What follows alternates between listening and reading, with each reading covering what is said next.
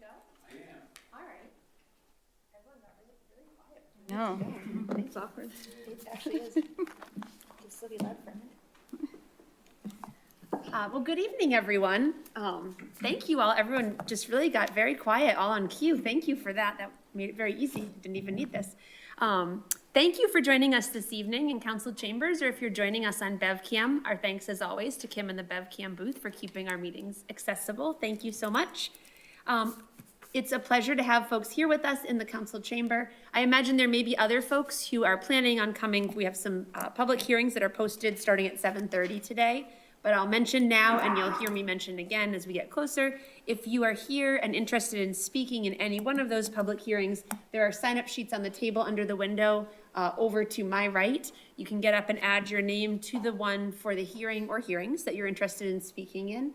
And we will take public speakers in the order that they're signed up when we come to that portion of the meeting. As is our usual practice, I'll just run through briefly what's on our agenda before officially calling the meeting to order so that we can all know what's in front of us this evening. We do have a very full agenda this evening. We have a lot going on. At the top of the agenda, we have two presentations, one that I'll be making and one that Mayor Cahill will be making with an update on city projects. We do have those public hearings, as I mentioned. Those are posted beginning at 7:30, and we do need to take those at the times they're posted. Depending on how they're running into each other, we may need to open and recess one of them, but you'll see us open those at their posted times. We do have two folks who have signed up as comments from residents, and so we will take those as we can in the order with those public hearings, making allowance for the public hearings, and thank you to those two folks who have signed up, and thank you also for your flexibility with the schedule. And then we've got some routine business that we need to take care of. We'll take a break for some subcommittee work, and we'll come back to finish it all up. So with that, I'll officially call to order this regular meeting of the Beverly City Council, Tuesday, January 20th, 2026, 7:00 p.m. Ms. Kent, will you please call the roll? Crowley. Here. Feldman. Here. Hausman. Here. Milady. Here. Rotundo. Here. Sonia. Here. Spang. Here. St. Hilaire. Here. And Flowers. Here. Thank you, Ms. Kent. Councilor Rotundo, will you lead us in the Pledge of Allegiance, please? I pledge allegiance to the flag of the United States of America and to the republic for which it stands, one nation, under God, indivisible, with liberty and justice for all. Thank you very much, Councilor Rotundo. I just wanted to mention that His Honor the Mayor is here with us this evening as well. Thank you very much, Mr. Mayor. I know we'll be hearing a presentation from you shortly. We have many members of our city staff are here. Thank you all as well for joining us this evening. So the very first presentation this evening is one that I intended to give at the inauguration and was not there due to illness. My thanks to Councilors Crowley and Vice President St. Hilaire for your work in leading that meeting in my absence. Thank you very much to both of you, particularly finding out that morning that you were going to be doing it, so thank you. And thank you also to our city clerk, of course, Ms. Kent, for leading in that as well. So I'm going to go to the podium and share some of the remarks that I would have shared that morning. Whatever time it was.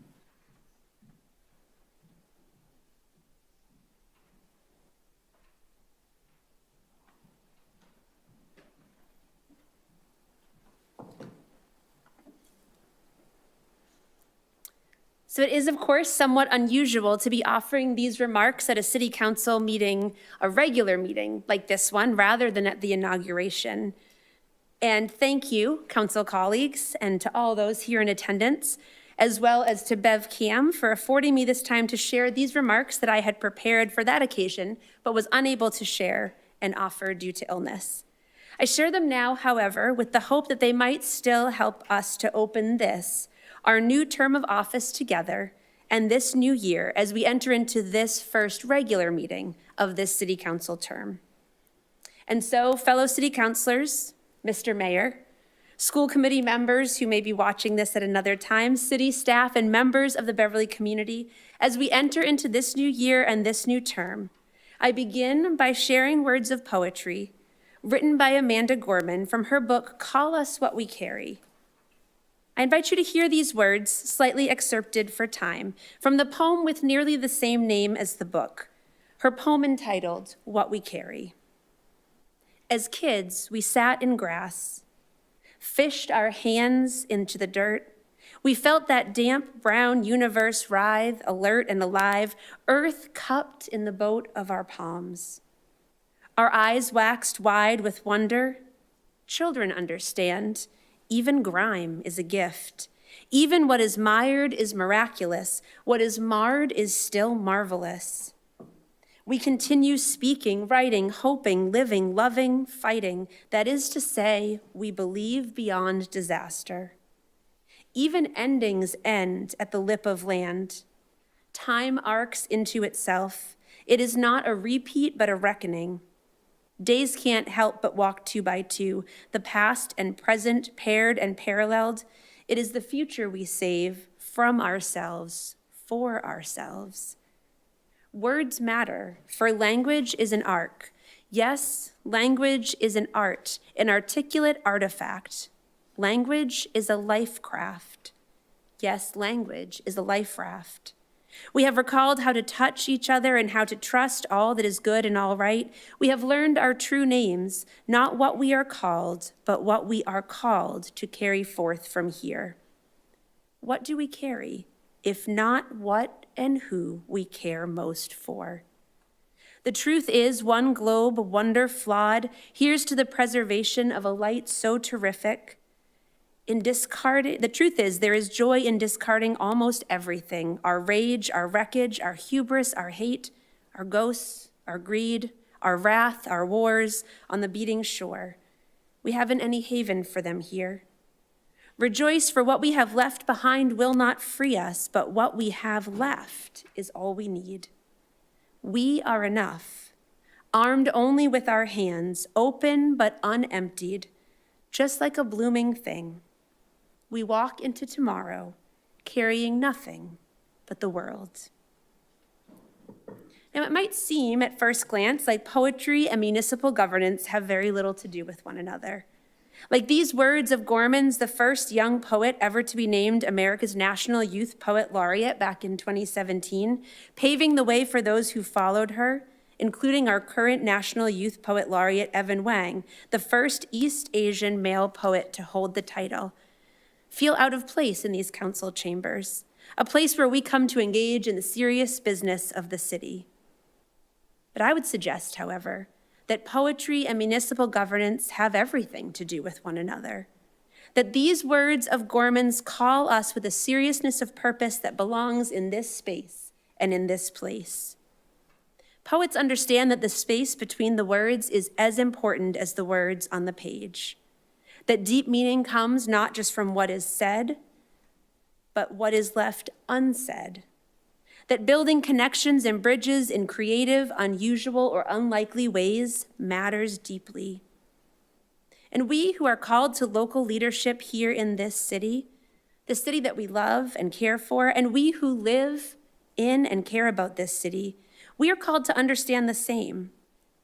The business of local government is the space between, working to seek out and strengthen relationships with our residents and with one another, working to solve problems that have gone without solutions, working to meet needs and fill gaps in funding, in service provision, in food access, in housing access, working to bridge the space between where our community is now and where together we believe it can be.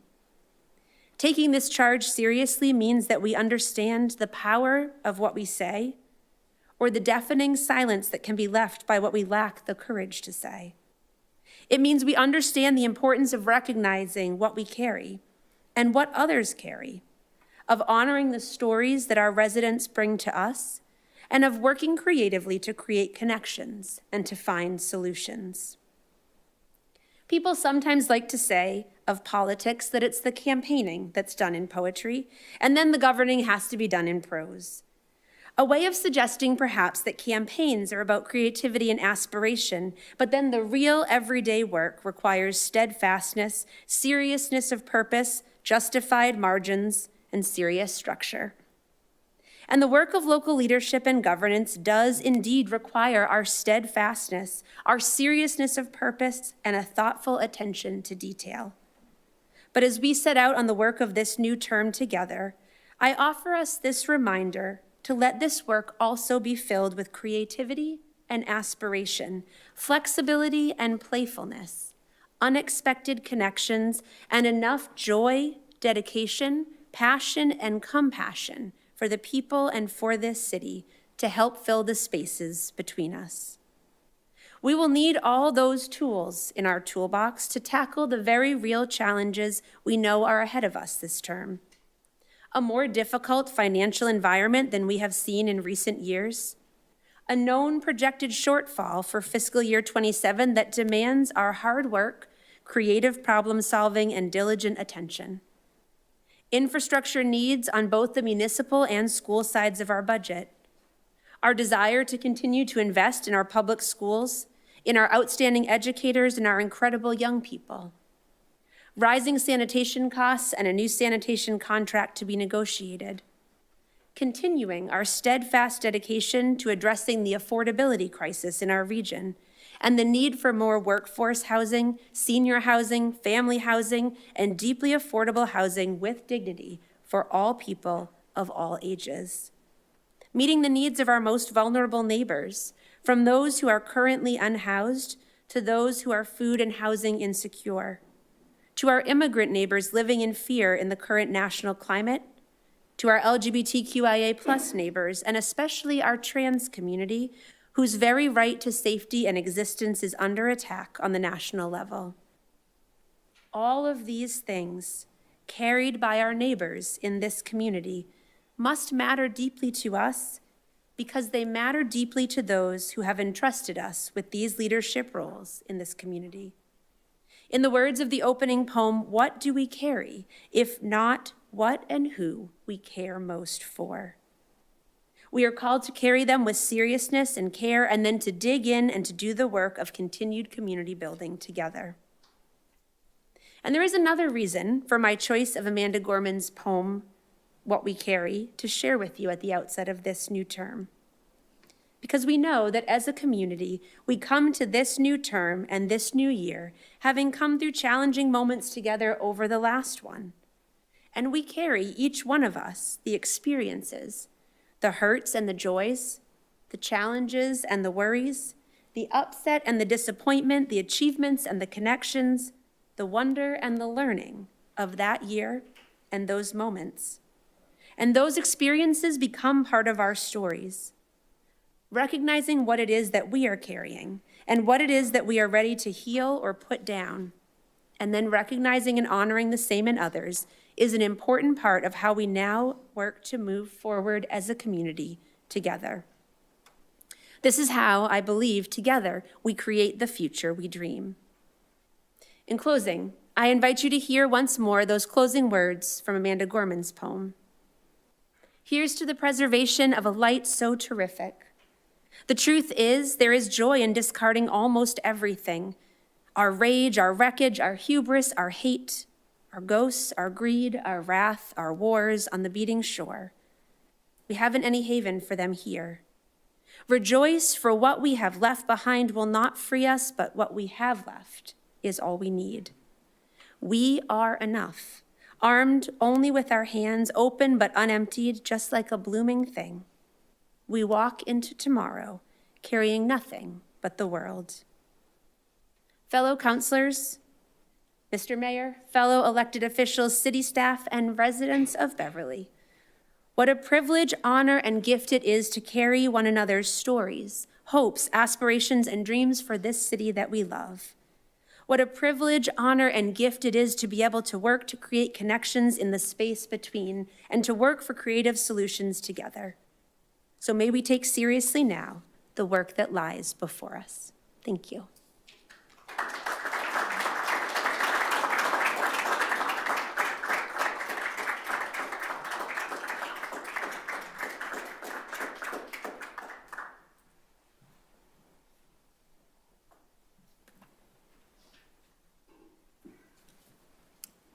Thank you very much, everyone, for the opportunity to share those remarks that would have been inauguration remarks that are now regular meeting remarks, so thank you. The second presentation on our agenda this evening comes from Mayor Cahill. And that will be an update on city projects. And so, Mr. Mayor, we'll turn the podium over to you. And thank you for being here with us. Thanks, Madam President. Good to see everybody. So I'm going to walk us through a number of slides that are just updates on where different projects are at. I want to share with you that some months when we come to do this, I'll make sure to bring given department heads who are running point on specific projects. Tonight, in part because it's January and in part because the agenda is so full, and in part because after talking with some of you recently, it seems that you all as a body would like more frequent updates. Now, that's really up to you in the sense that your agendas get full, and I don't want to try to put these in front of you too often, but if you want to, rather than quarterly, do these every other month for the time being, we can try that. I know that one of our biggest just having kicked off projects is the water meter replacements. There's a slide in here on that, probably worth a deeper dive at an upcoming meeting, for example. But at any rate, let me just jump right in with you here. The Youth Center project, as you know, it's well under construction. It should be open. It's not quite open yet. But the good news is there's a typo in the construction timeline.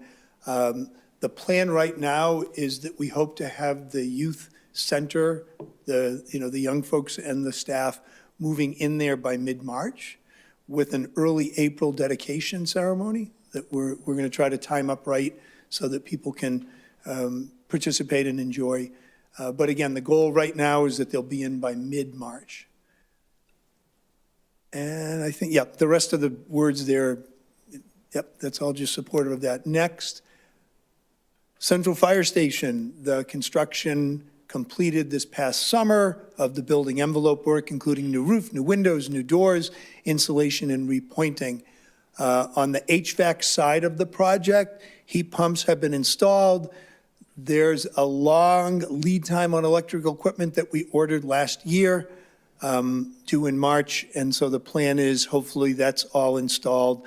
Late winter suggests late March, so that's really the key month right now for finishing the HVAC work at Central Fire Station.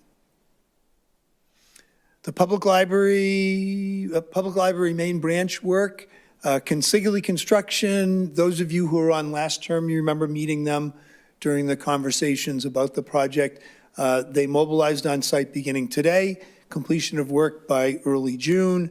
The scope of the work, we have $2.2 million of budget on that project, and the scope of work includes insulating the building, refurbishment of the rooftop air handling units. There are 2 air handling units. There are numerous components to make up each one. They're all being replaced.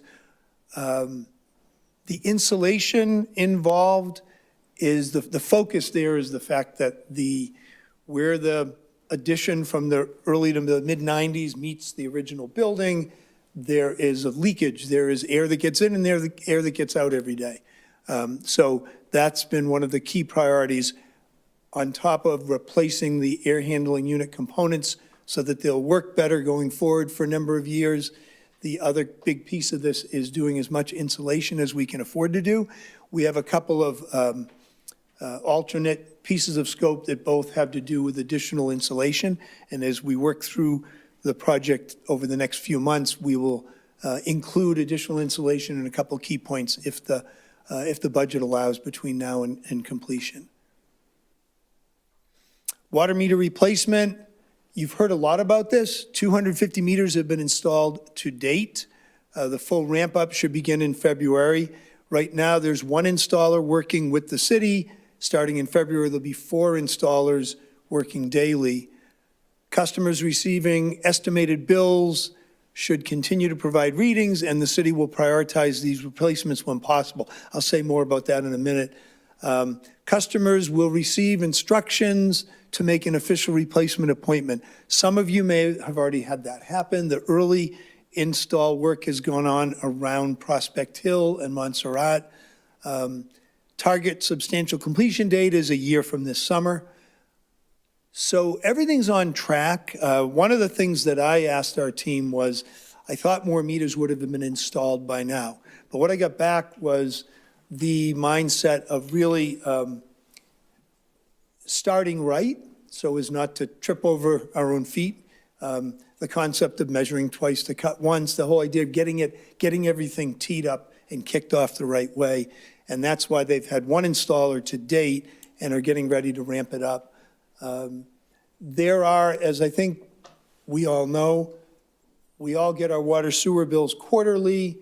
In the city, a third of our residents get those bills on the 1st of, say, January, the other third February, the other third March, so it rolls. And the work similarly is going to roll in sections of the city. We're going to be meeting the week after next with the team to see how much more we can prioritize those whose meters are currently not working. It would not work to just chase those broken meters around the community. There's efficiencies lost on how many that a given installer can get done in a day.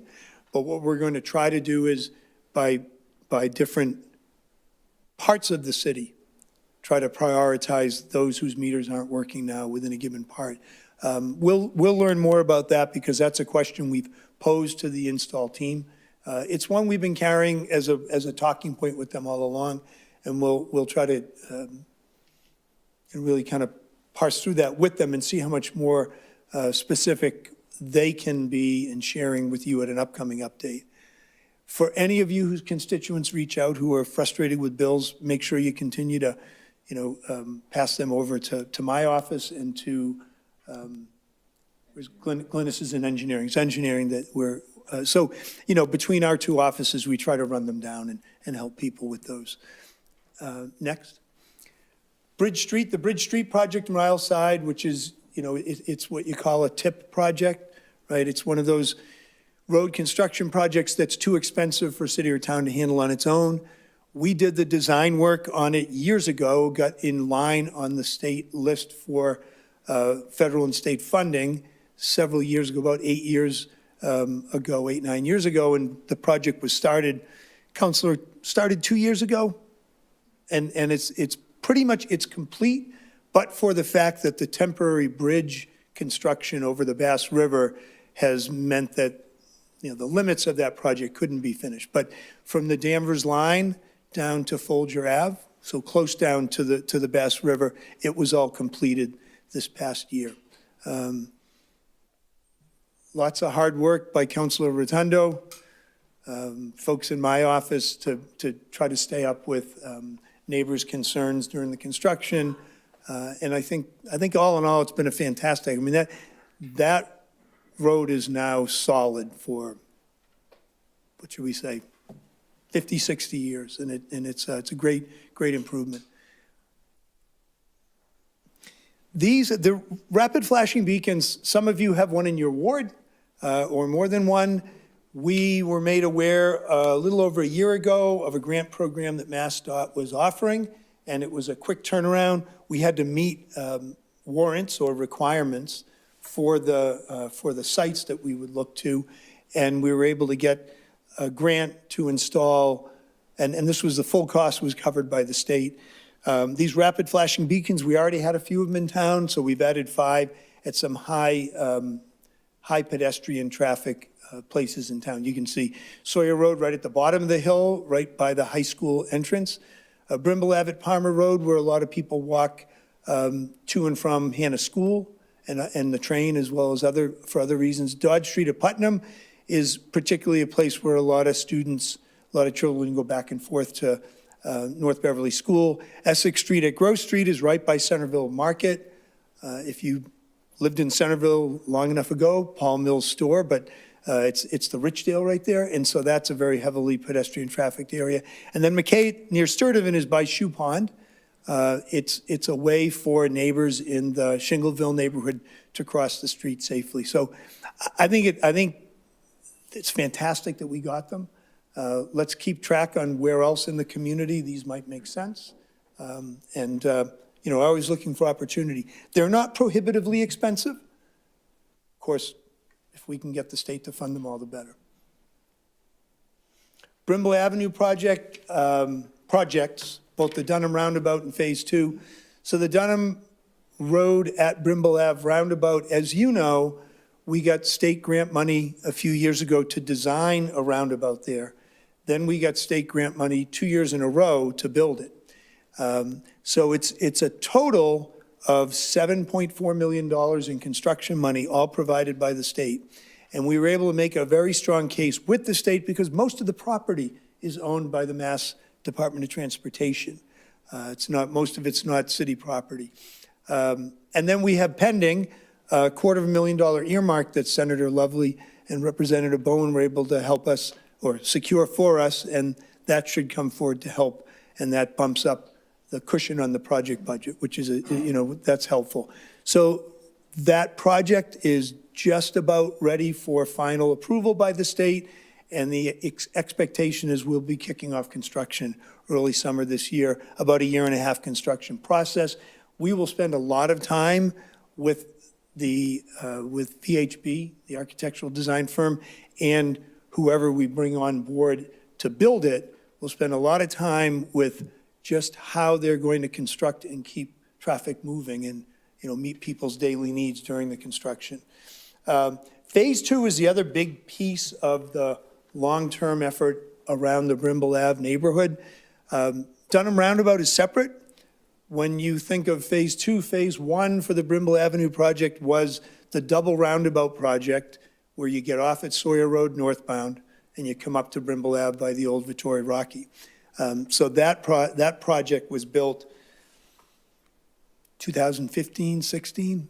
And Phase 2 it's long been challenging to figure out whether Phase 2 could be a full highway interchange across the highway to the music theater or an overpass. And we've landed back on an overpass because it was ultimately made clear by the federal highway folks that they weren't going to approve a full interchange so proximate, so close to the Centerville and the Brimble Ave interchanges. So we are, and some of you remember, any of you who are on the council, when you approved this, you approved money to take us to 10% design on an overpass from Brimble Ave.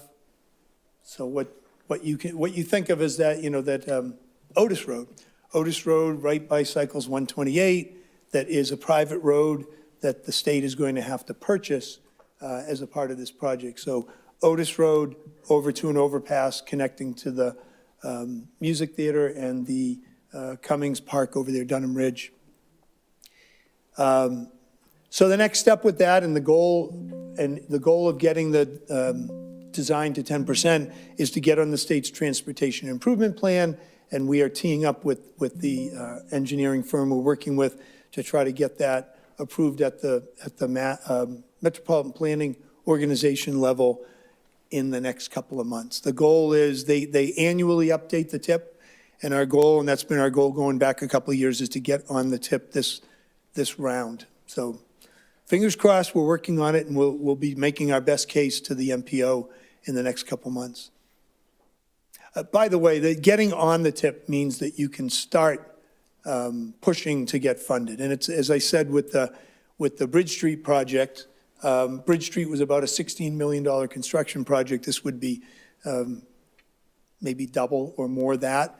It takes several years once you're on the list to move through the line. You got to take care of all of your own design work, and they evaluate readiness for funding on an annual basis, and try to move up that list without too many years getting in the way of and getting to where, when we're ready, when we've done the full design and we're ready for the state to fund, that they're ready to program us in and identify the funds and make them available. The Three Bridges project, also in Ryle's side, as we all well know, the state closed forever the Hall-Whitaker Bridge in June of 2022. We now are in the process of, I say we, but working with the state, and they finally got through the permitting, and the temporary bridge is now under construction. You can see that Pier 0, I don't know why it's called 0, has been completed, and piles for Piers 1 and 2 are being installed. That work is all in that circle. It's the top left within the circle. It's the platform area from which they're going to be able to stage the rest of the work, because the bridge is coming in prefabricated 10-inch segments, and so they're staging to be able to then kind of install and move the bridge right across from the Ryle side or west side of the river over towards where the old bowling mat was. The expectation is that that bridge will be open to traffic by summer of a year from now, summer of 2027. However, in working with the construction team, we've made a priority with them to find ways to accelerate the process, and they're working with us and with MassDOT to figure out whether they can start to drive piles on both sides of the river. And if they're able to do that, that will be a way to accelerate the job by some period of months. So that's an in-process effort to get to identify with the state more staging area than they currently have, so some off-site staging area and a couple of other issues they're working through. And hopefully that's successful, and then we can see a much more accelerated effort on construction there. Aubert Park,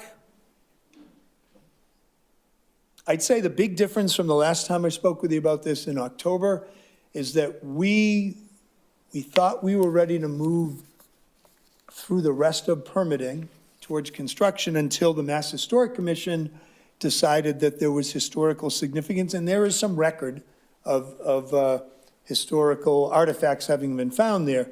So they came out and did some review, and they actually found some extremely old ceramics. And at the same time, the consultant who did the review under Mass Historic's guidelines was able to come to recommendations that there was not any further delay needed or any further involvement from Mass Historic. So we're waiting for Mass Historic to make their final statement on that. And in the meantime, and the goal is to get our MEPA packet submitted. Environmental review has to happen with any project that is going to impact the coastal wetlands. So we were really kind of stopped in our tracks by the Mass Historic work, and we think we're just about ready to move forward again. Mr. Mayor, I'm so sorry to interrupt you. I just need to pause. Oh, no, just- 7:30, sorry. Just pause so we can open it, and then we'll recess it so we can hear the rest of your presentation. So I'm sorry about that. So as I mentioned, if you were with us at the beginning, we do have public hearings posted at certain times. We need to open them at those times. So I'm going to open the posted public hearing for 7:30. This is on Order 9. This is the Community Preservation Committee out-of-cycle CPA funding request. Ms. Kent. Order number 9, City of Beverly, order that the City Council of the City of Beverly hold a public hearing on Tuesday, January 20th, 2025 at 7:30 p.m., 191 Cabot Street, 3rd floor, Council Chambers, relative to the Community Preservation Committee out-of-cycle CPA funding recommendations, requests for CPA funding for Independence Park renovations. And this was in the newspaper on January 9th. Thank you, Ms. Kent. Councilors, I would entertain a motion to recess this hearing to 7:40. All those in favor? That carries 9-0, so we'll pick that back up at 7:40. And if there are folks here who wish to speak in this public hearing or the two to follow, those sign-up sheets are on the table by the window over to my right, and you can get up at any point and add your name to those for public comment. Thank you, Mr. Mayor, I apologize. Oh, thank you, Madam President. So like Aubert Park, Lynch Park is kind of in the same space on permitting. As those of you who've been kind of working this with us know, these are two of our coastal parks, two of our gems that have erosion in the case of Aubert and flooding in the case of Lynch Park concerns. In each case, we got initial grants from the state to assess the vulnerability and the feasibility of certain treatments or certain solutions. We have gone after additional grant funding for each a couple of times, and we have not secured funding on either of those rounds. And what has hurt us in each instance is that while they're valuable to us, and they're valuable to a lot of people, neither of these parks has an adjacent residential neighborhood that has been recently flooded in an awful storm, like a lot of other places, both coastal and inland in the state. So that, you know, the money that's been available has gone to other applicants who need it as well. But we've been working with state officials, and we're hoping this next go-round on grant funds will have some better luck. You folks have supported, and CPA has supported, some combination of CPA funds and free cash at various points to keep these projects going. And as you can see, we're also with Lynch Park right at the point of MEPA filing. We had our pre-filing meeting with the MEPA team about a week and a half ago, and moving forward with that. And that was the last one anyway. So sorry that it's taken this long. Happy to try to answer a question or two. Thank you very much, Mr. Mayor. So councilors, we do have about 5 minutes for some questions. Obviously, these updates from the mayor do not constitute the end of the conversations on these projects. And so if we don't get to all of our questions today, there can be further conversation. So before our hearing at 7:40, are there comments or questions in the time that we have? All right. Well, I guess not. Thank you very much, Mr. Mayor, for that update. And as you mentioned, we'll look forward to having you and your team back regularly for those updates. They're both helpful and appreciated. So we do have 5 minutes before we pick up that hearing. So Ms. Kent, let's go into our agenda and actually, let's have at least one of our two speakers. I know that there are two speakers waiting. Each speaker, this is the comments from residents. You can sign up at a regular meeting to be able to speak. There are up to 5 spots available for 3 minutes each. And so we could, I think, get at least our first speaker in. Mitchell Sirovic, and if I'm saying your name wrong, I really apologize. I'll invite you to come to the podium. If you would begin with your name and address for the record, and Vice President St. Hilaire, do you have the timer now? All right. So if you hear the timer go off, that will be the signal that the 3 minutes is coming to an end. So if you could just draw your remarks to a close at that point. Thank you so much. Thank you. My name is Mitchell Sirovic. I live at 42 Pratt Avenue. Madam President, councilors, I guess the mayor has left. Good evening. Before I start, I do want to apologize if this subject has already been addressed in a previous meeting. I wasn't able to find in the past meeting minutes that this was or when it had been addressed. So just let me start by saying that. Recently, I noticed a flock surveillance camera on Brimble Avenue that apparently has been there for several months.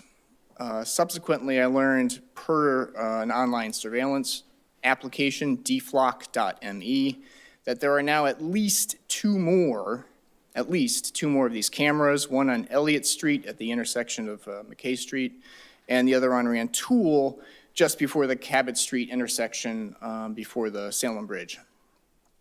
For those in attendance who are not familiar with the company that controls these cameras, Flock Safety is its name. It's one of the largest so-called automated license plate reader, or LPR, vendors in the United States.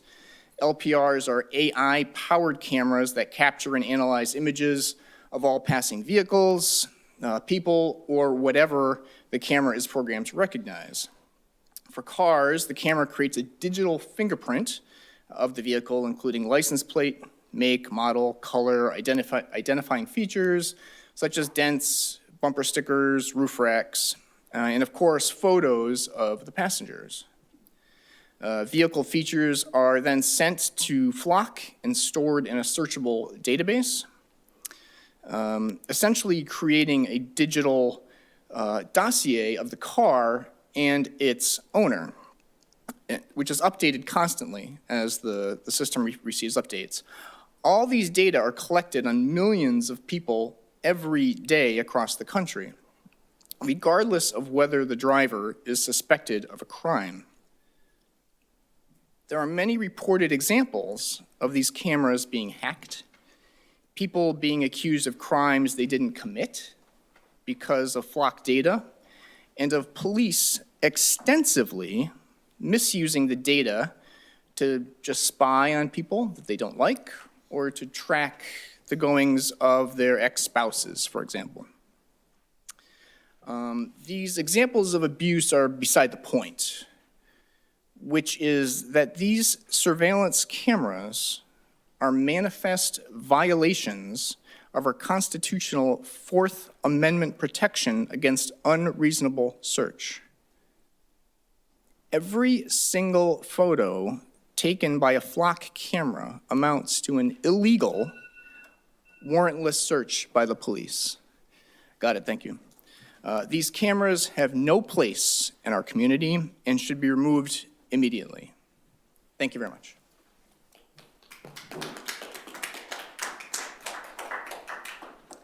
Thank you very much, Mr. Surovic. And I should have mentioned at the beginning, too, that for those who are not as familiar with this portion of our meeting, it is not a part of the meeting where we're having conversation or asking questions back and forth with our speakers.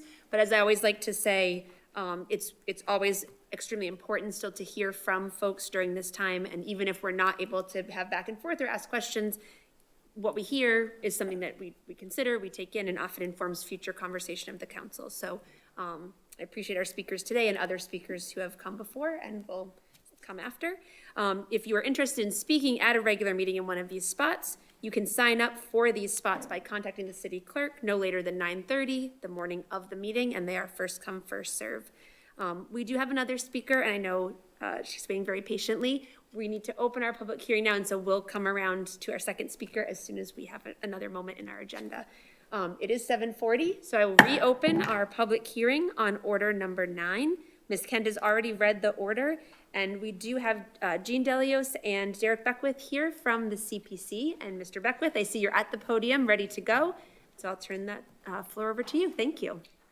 Thank you very much, Madam President and councilors, including our newest councilors. Hopefully over time, you'll get to know a lot of what the CPC is all about and what we're doing. And tonight, I'm very proud to represent the committee with an out-of-cycle application that we received. We reviewed it very carefully over 2 different meetings, explored the budget, all the different particulars and logistics, and unanimously approved it at our December meeting for your review.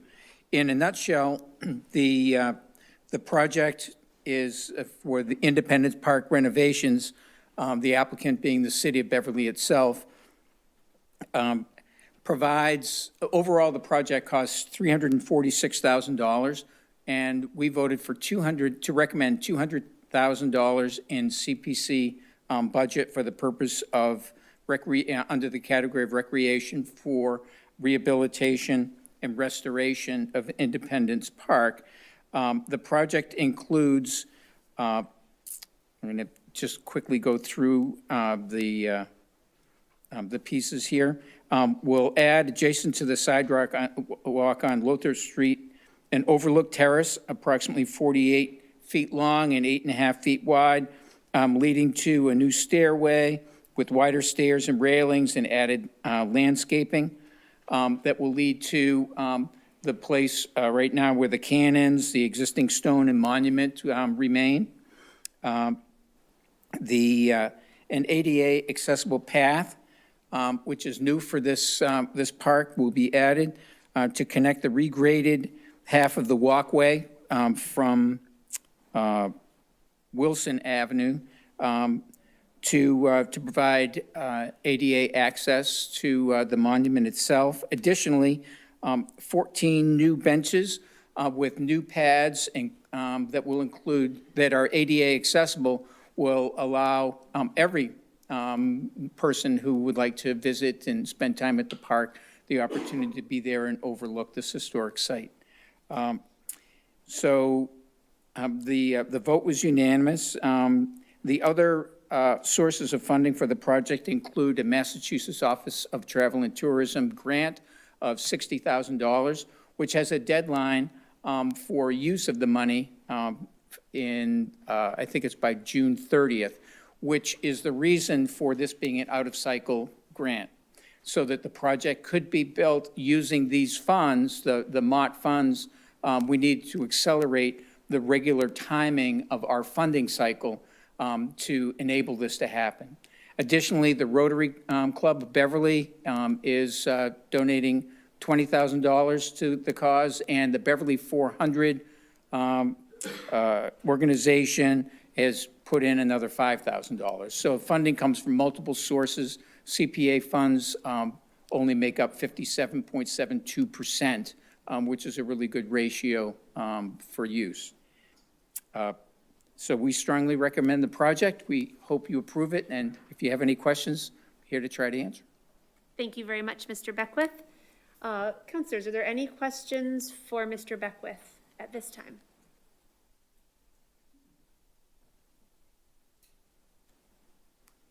Councilor Husman, you looked thoughtful, so I didn't know if you were conjuring up a question. You are not. Okay.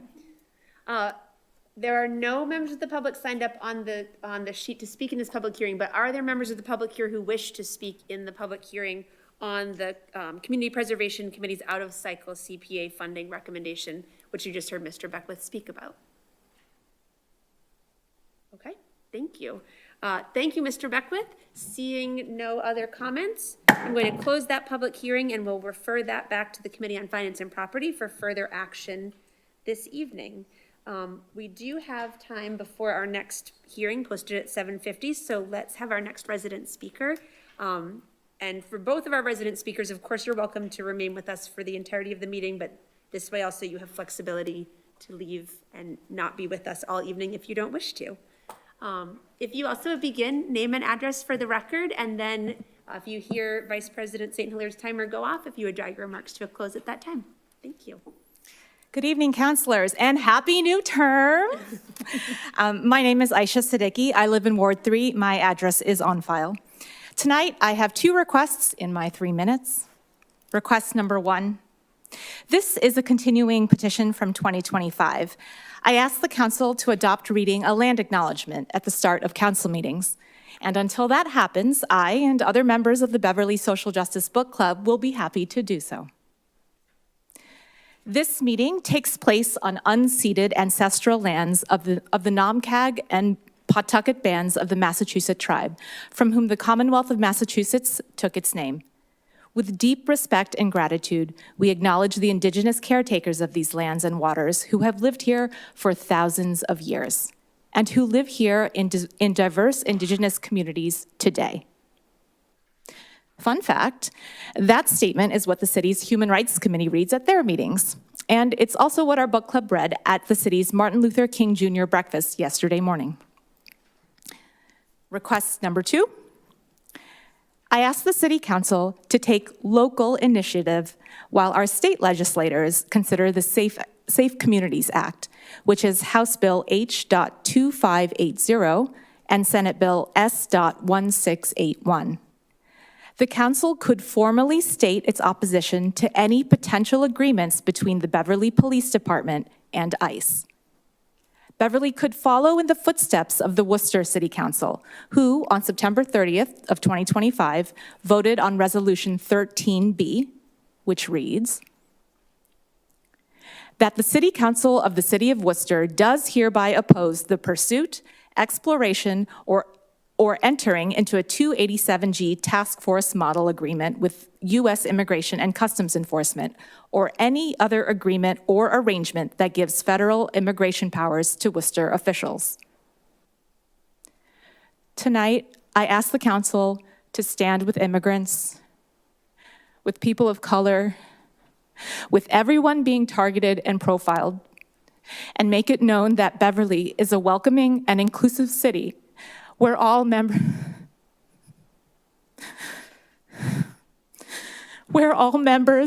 of our community feel safe.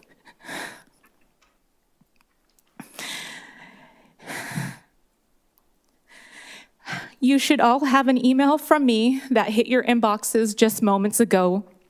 It includes resource links for you to learn more about the ICE 287G program, the state legislators' Safe Communities Act, and the Worcester City Council's resolution. Thank you for your service, your commitment, and good evening.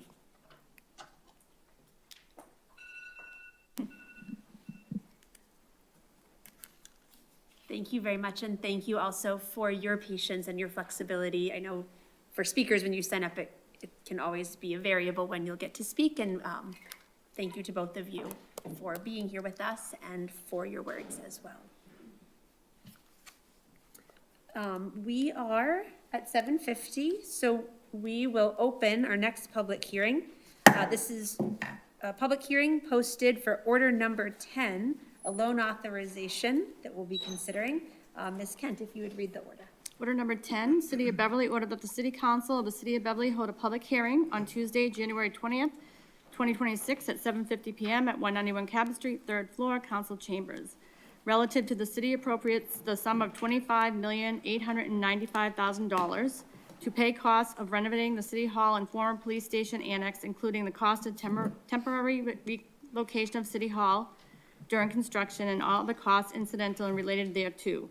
And that to meet this appropriation, the treasurer, with the approval of the mayor, is authorized to borrow said amount and pursuant to General Law, Chapter 44, Section 7-1, or any other enabling authority, and to issue bonds or notes of the city therefore. The mayor is authorized to take any other action necessary to carry out this project, including but not limited to applying for, accepting, and expending any and all grants that may be available for the project. And this was published in the newspaper on January 9th. Thank you very much, Ms. Kent. Mr. Mayor, I know that you're at the podium ready to go. I will just mention that for those who may have been joining us or are perhaps watching on BevCam but are interested in this public hearing and are heading down here, there is a sign-up sheet for those members of the public who wish to speak in this public hearing. It can be found on the table over to my right by the window, by the other door of the council chamber. You are welcome to get up at any point and go over and add your name to that. You don't have to wait for a certain time if you are a member of the public here waiting to speak. And we will take public comment in the order that folks are signed up when we come to that part of this public hearing. I did want to mention at the beginning of the meeting, I was remiss in not mentioning that our state representative, Hannah Bowen, is also here with us this evening. Thank you very much, Representative Bowen. It's nice to see you. And Mr. Mayor, we'll turn things over to you. Thank you. Thanks, Madam President. Thank you, members of the council. Tonight's public hearing is on my administration's request for project budget approval for the Beverly City Hall renovation and addition project. This is a project on which we have presented to the City Council several times over the past nearly 4 years. This is a project for which the City Council appropriated $1.5 million in March of 2022 so that we could hire an owner's project management firm, an architectural design firm, and work through a feasibility study, needs assessment, and schematic design phases of this project. We have successfully stretched this initial appropriation greatly and achieved significantly more work, hiring on the construction management firm and working through both the earlier project phases as well as through the design development phase. This project will represent City Hall's first major renovations since 1935, almost 100 years. The existing City Hall building will undergo significant renovations. The former police station annex will be demolished and a new two-story building constructed on the existing foundation. A second Americans with Disabilities Act compliant building entrance will be added from the parking lot. A second elevator will be installed, and the whole building will be made ADA compliant. 3 city departments will be brought back to City Hall.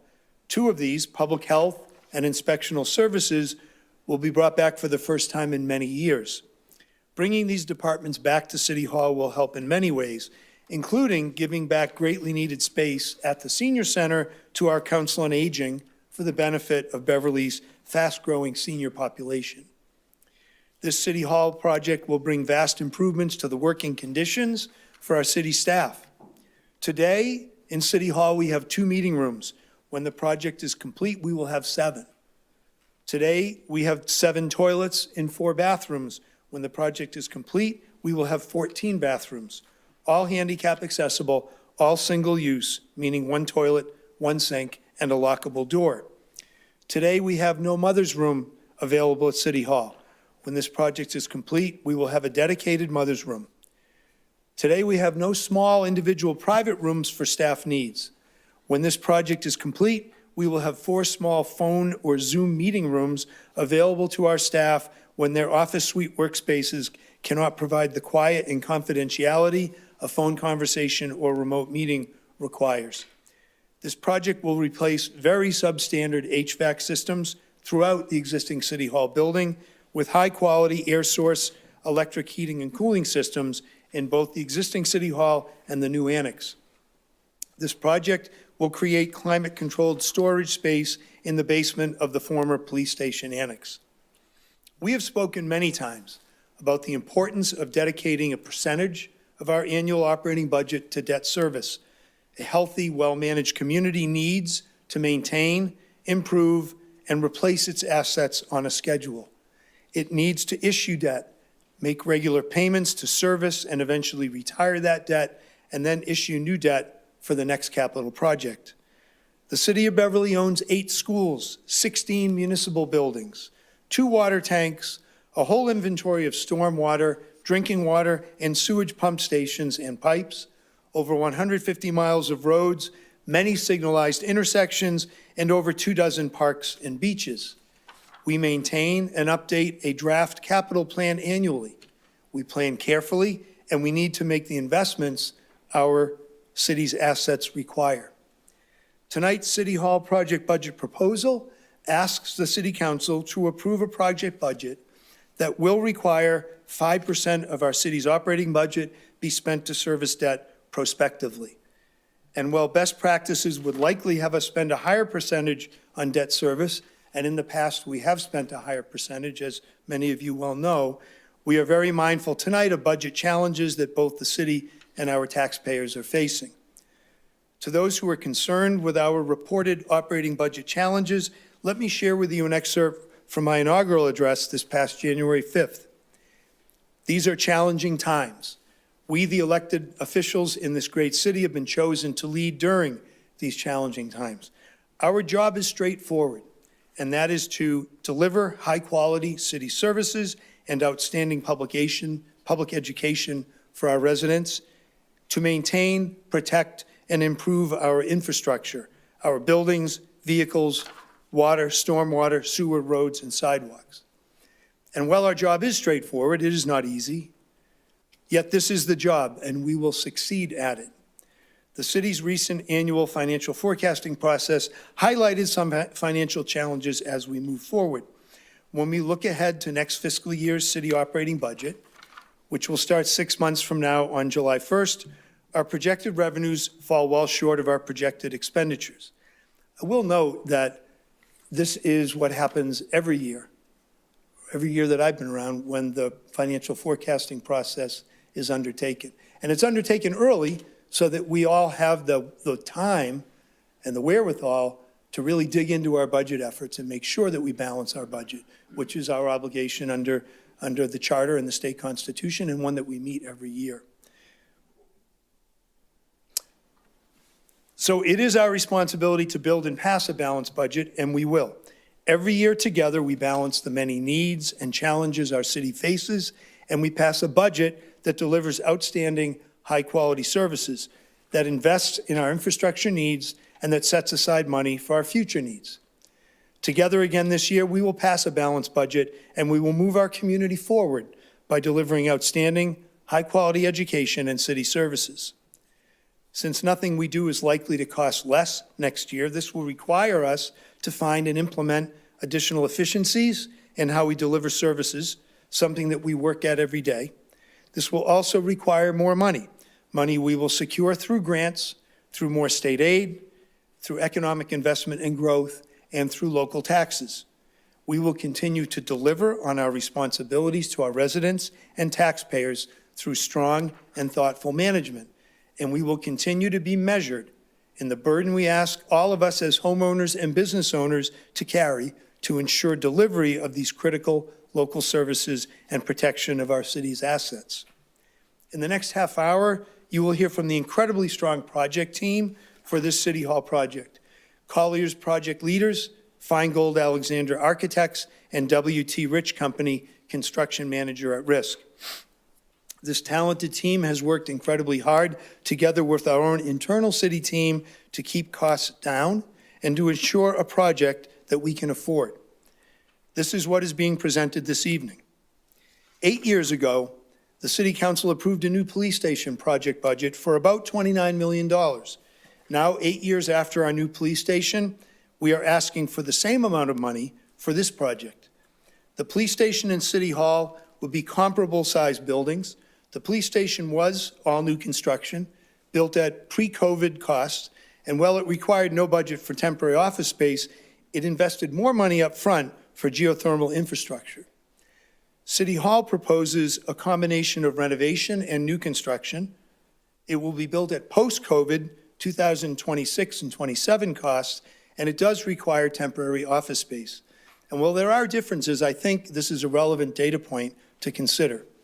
We can preserve and vastly improve Beverly City Hall as our home of local government for both our community and our city staff for the next century, for the same price that we built our new police station 8 years and a pandemic ago. We know this proposed City Hall renovation addition is greatly needed, and we know it is both responsible and responsive to our community's needs. Thank you for listening. Now I'll turn over to Joe Riley with our Owner's Project Manager, Colliers.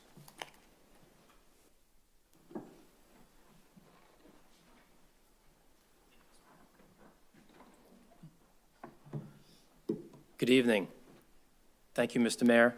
Thank you for the introduction, as well as the opportunity to be here with all of you here this evening.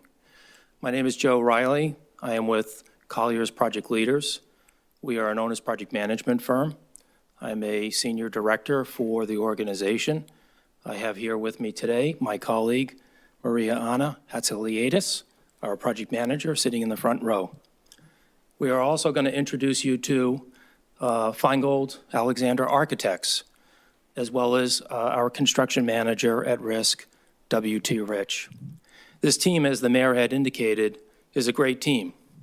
We have been working diligently for the last several years with the introduction of the construction manager over the last 6 to 8 months. We have a relationship with all of our team members, have worked on other projects together. We are currently supporting the city, the mayor, and the mayor's team on the McPherson Youth Center project. So with that, I'm going to ask the architect to move forward with the design presentation.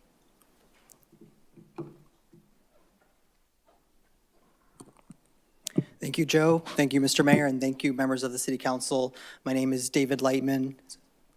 I'm an architect with Feingold Alexander. We've had the privilege of presenting to you numerous times in the past several years, and so I'm happy to give you an update of where the project currently stands. But first, I want to talk about really why this project is happening. The mayor made a couple of points about this, but I'll reiterate some of these. First of all, the building hasn't been renovated in over 90 years. With that, there are failing systems and infrastructure. First, there is inefficient heating, and there is no cooling through the building. There is some structural beams that are rotting from previous insect infestation. Throughout the building, we see life safety and code compliance issues, such as no proper fire suppression system, and the building is not fully accessible for those who need it. Furthermore, there's numerous inefficiencies of use of the space that doesn't meet the needs of a 21st century city hall.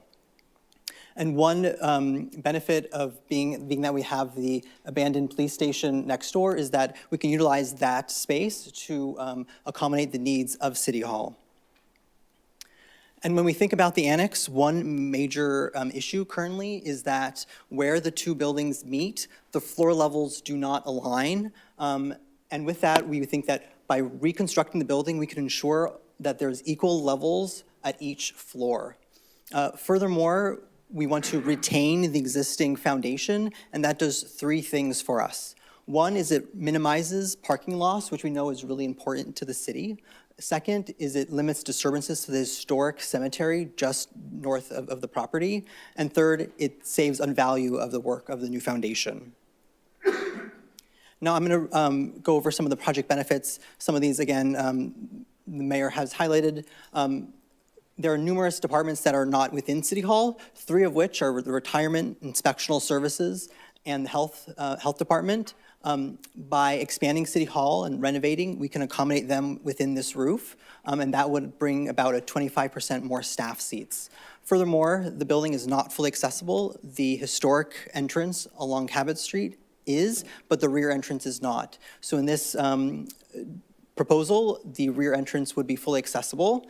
Currently, none of the service counters where the public can engage with departments are fully accessible. In this case, every department that has a service counter would be. Furthermore, there's only 7 toilets throughout the building, of which there are no public restrooms on the 3rd floor. Our proposal provides 14, so there's restrooms on every single floor, of which 50% of those would be fully accessible.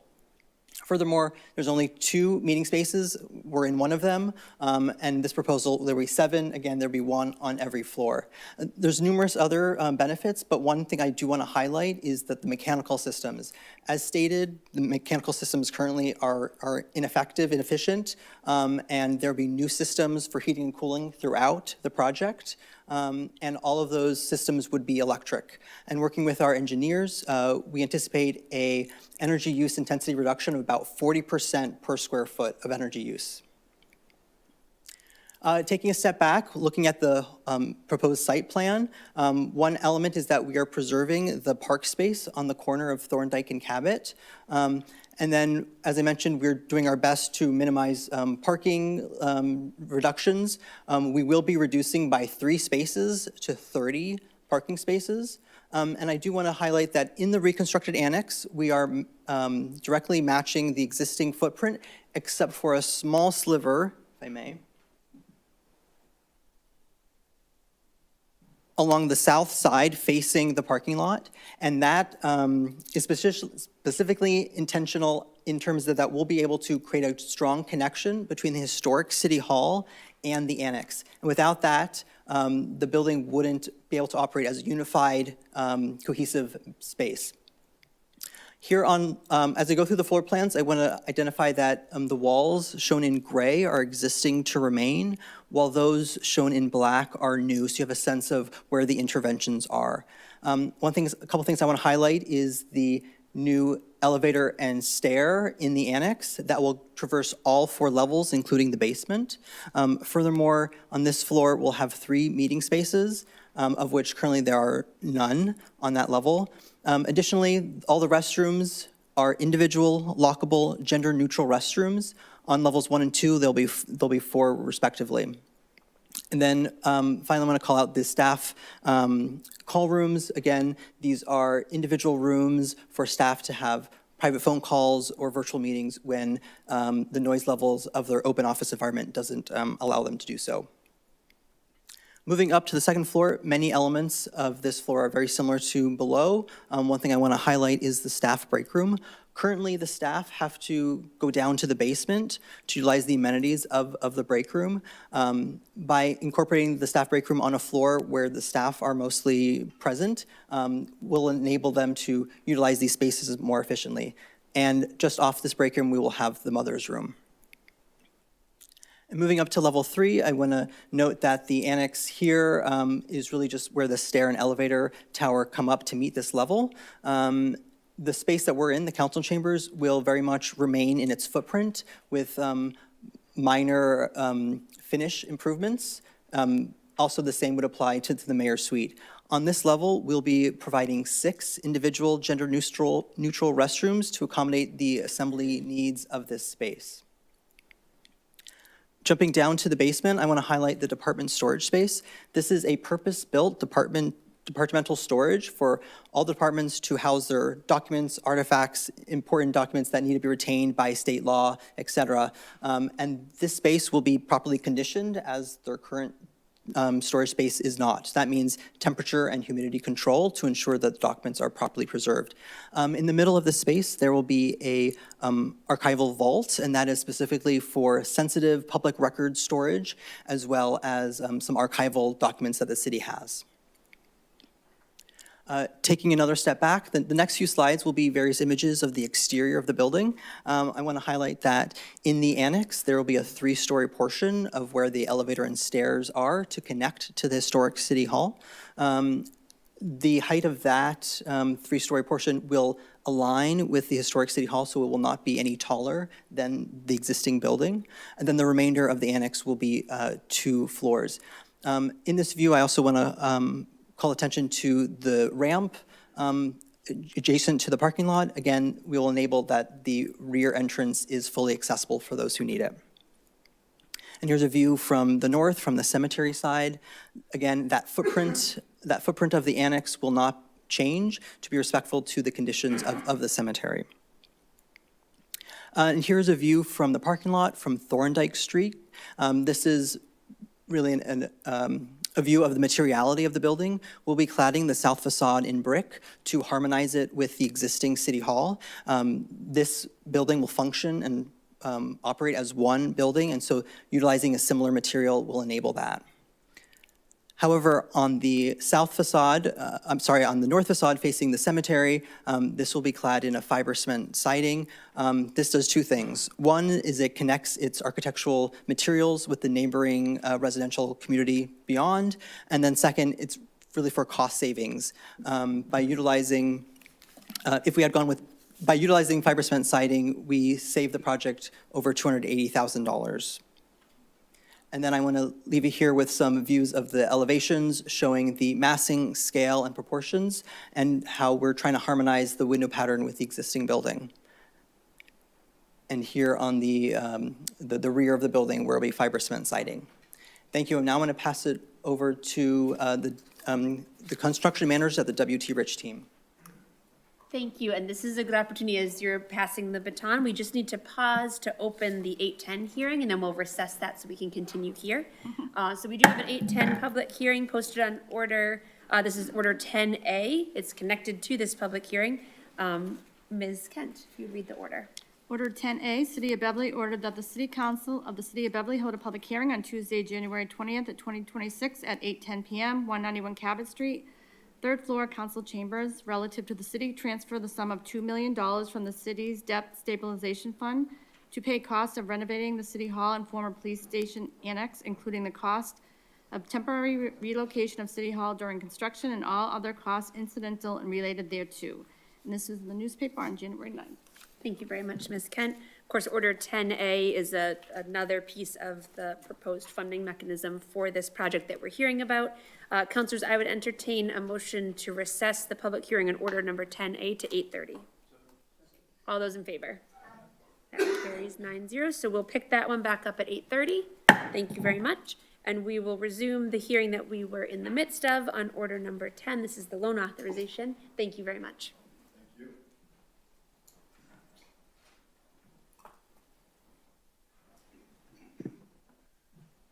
Good evening, everyone. Thank you for the opportunity to be here. Thank you, Mr. Mayor, and thank you, Council.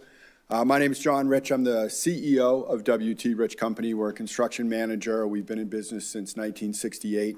As you can see, I should click and go to the next slide. I just want to tell you a little bit about W.T. Rich Company. We're one of the leading construction managers in Massachusetts. We're 100% dedicated to public building construction in Massachusetts. We have extensive experience with public safety buildings, town halls, municipal buildings, very deep experience with historic restorations and historic renovations similar to this project. And we really have great working relationships with the project team here. With Feingold Alexander, we've done several projects, and we're working with Colliers on this and another project as well.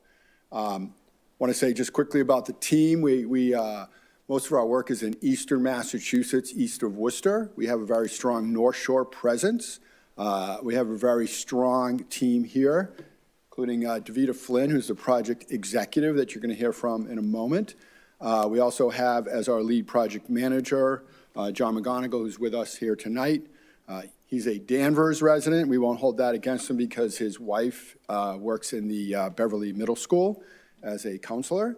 And we also, our lead super, who's not here, lives a short walking distance from City Hall here. So we really have a good, strong nearby presence. I did want to also mention that W.T. Rich was fortunate enough to be the construction manager on the Beverly Police Station project, which the mayor spoke about. We really developed a great working relationship with all aspects of the city, not only the city, but also the police personnel as well. Broke ground in February 2020, right at the beginning of COVID. We navigated that project. We didn't have any budget overruns. We finished on schedule. It was really a project that was deemed very successful, very proud of that.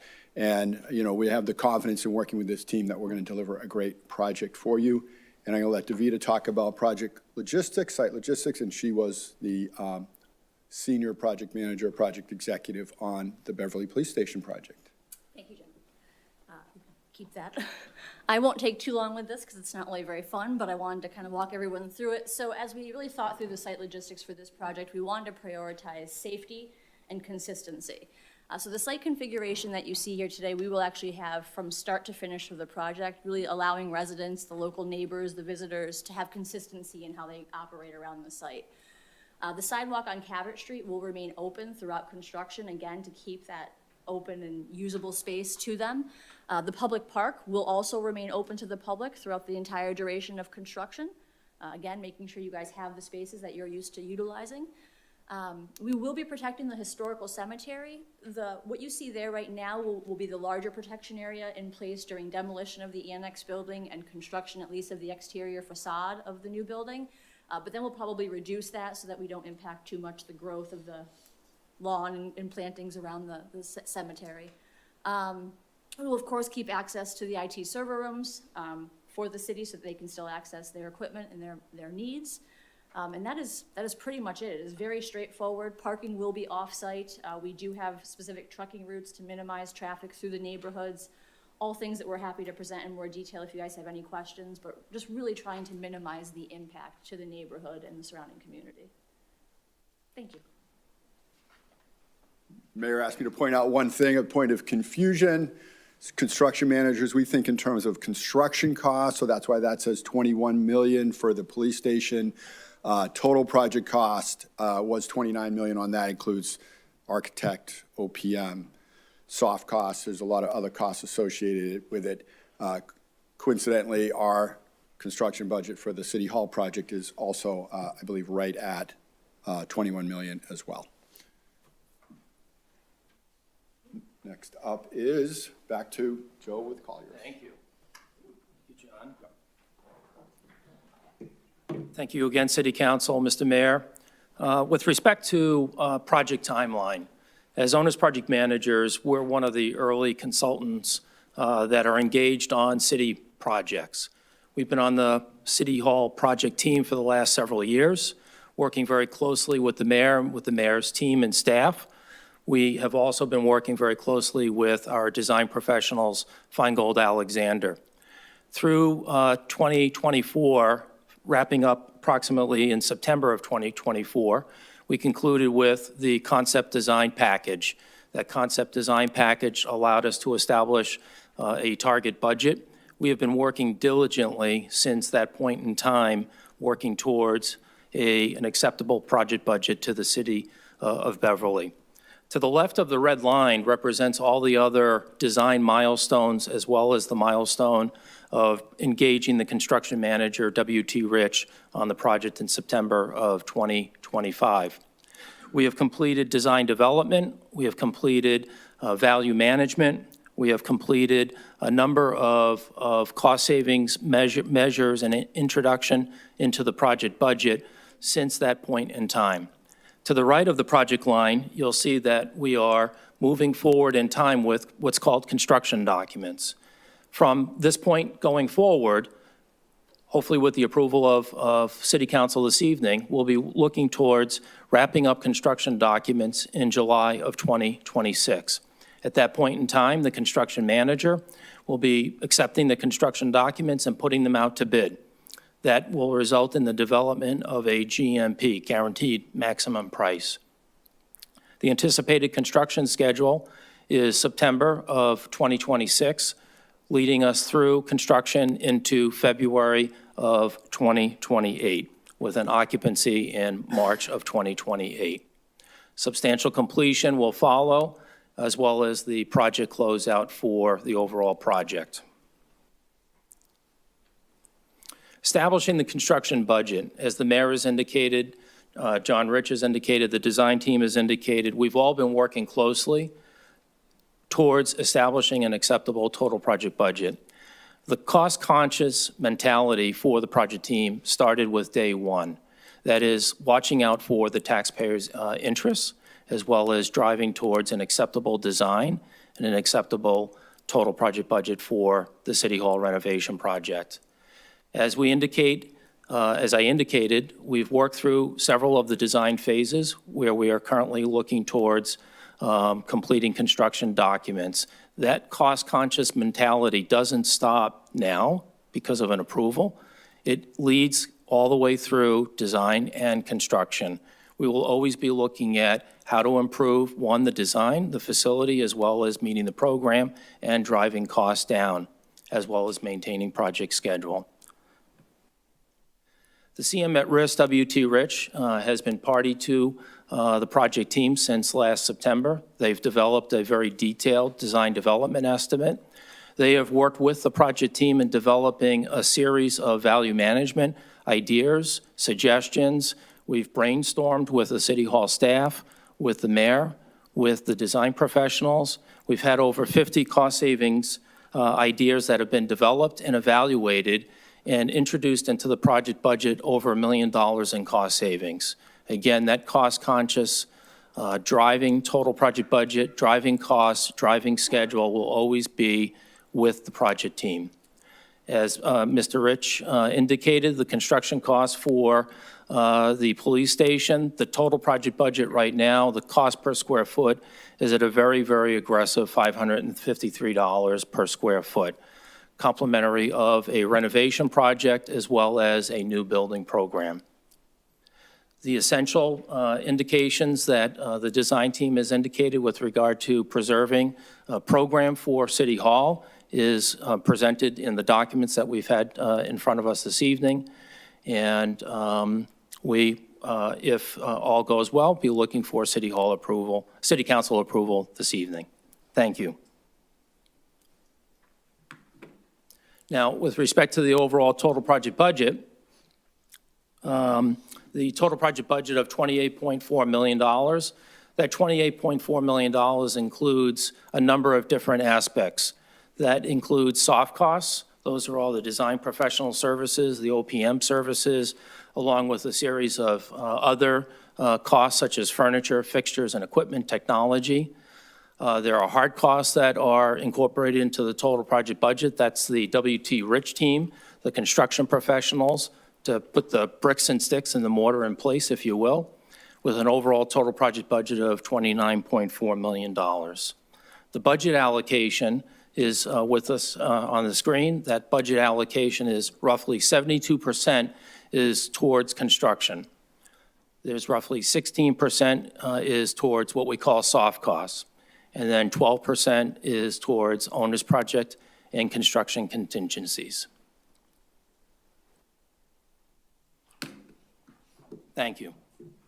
Brian?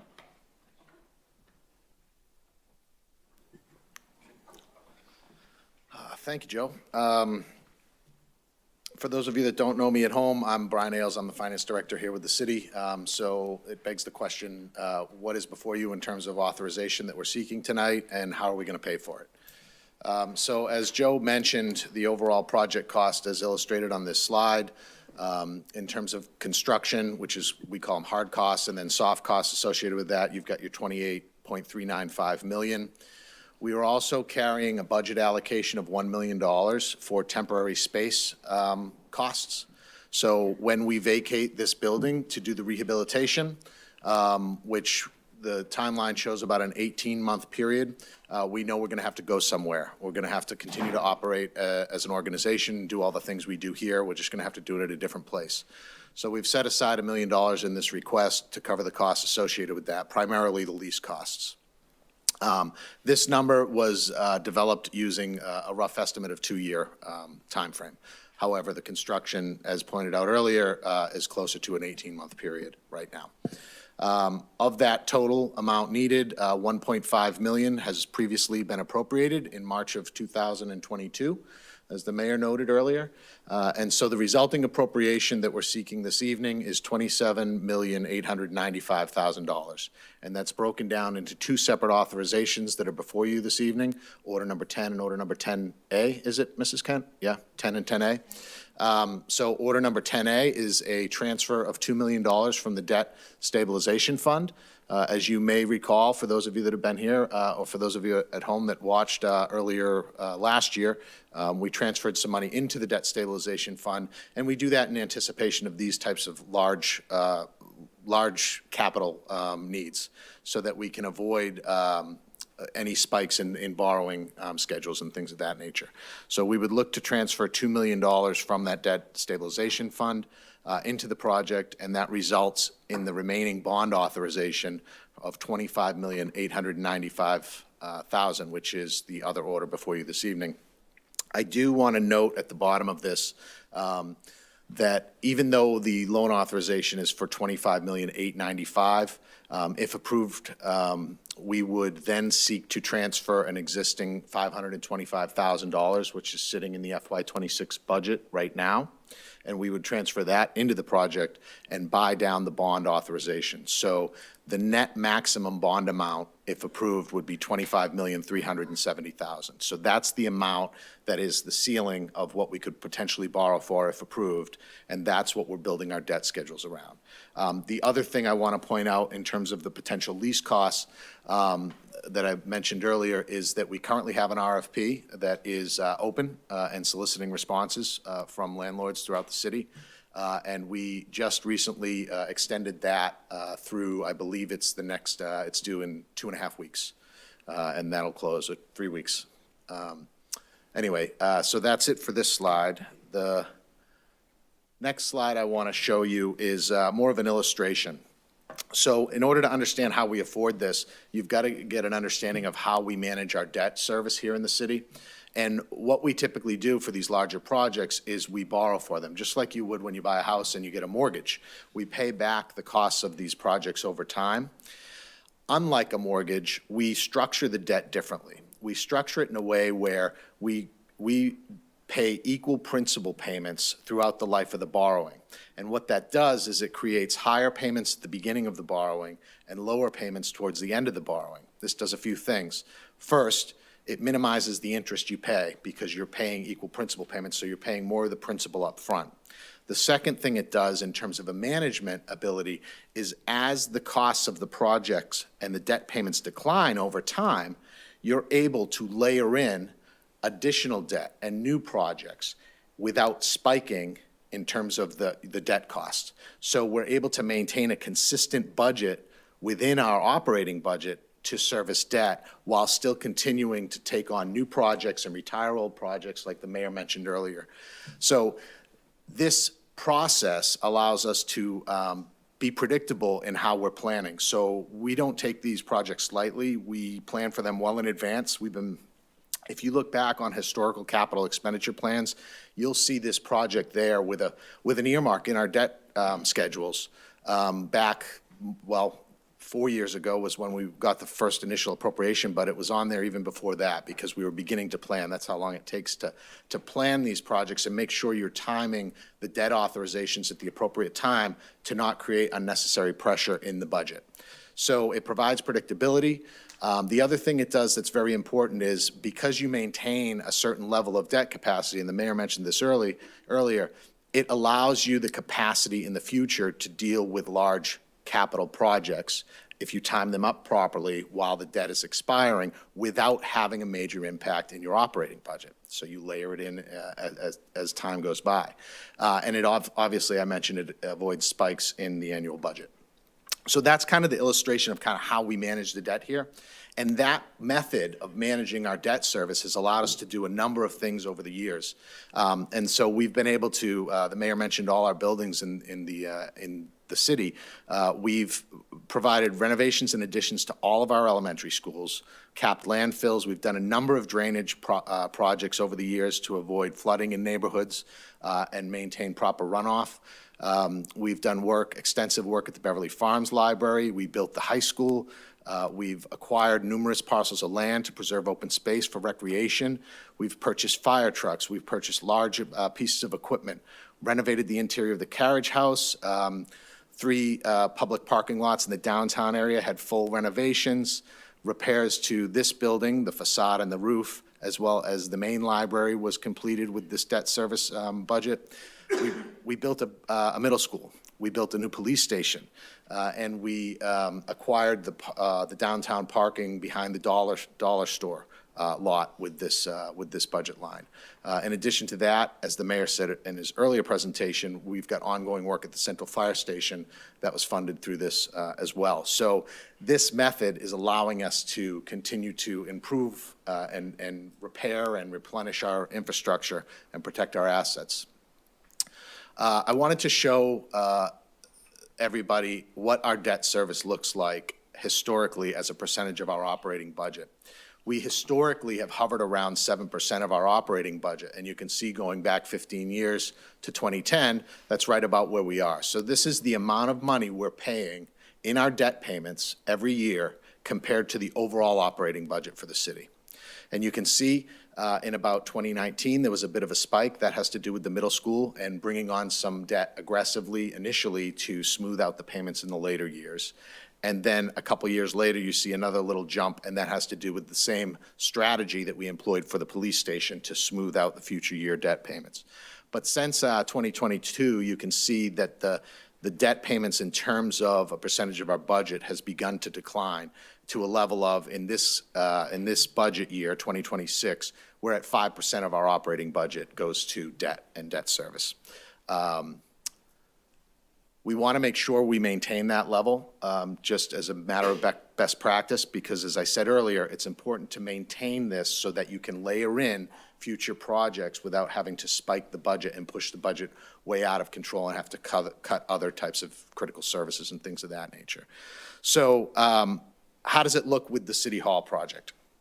So many of you have seen this schedule before. This is an excerpt revised from our capital expenditure plan. The top portion, the top half of this slide shows our existing debt service for all of our projects that we've already done, and we're just basically paying the bonds on those projects. And you can see that in 2026, that number's about 6.9, but it begins to decline every year. It drops and drops and drops and drops. And that's our opportunity to begin layering in these other projects, which are represented in the second half of the sheet here down below.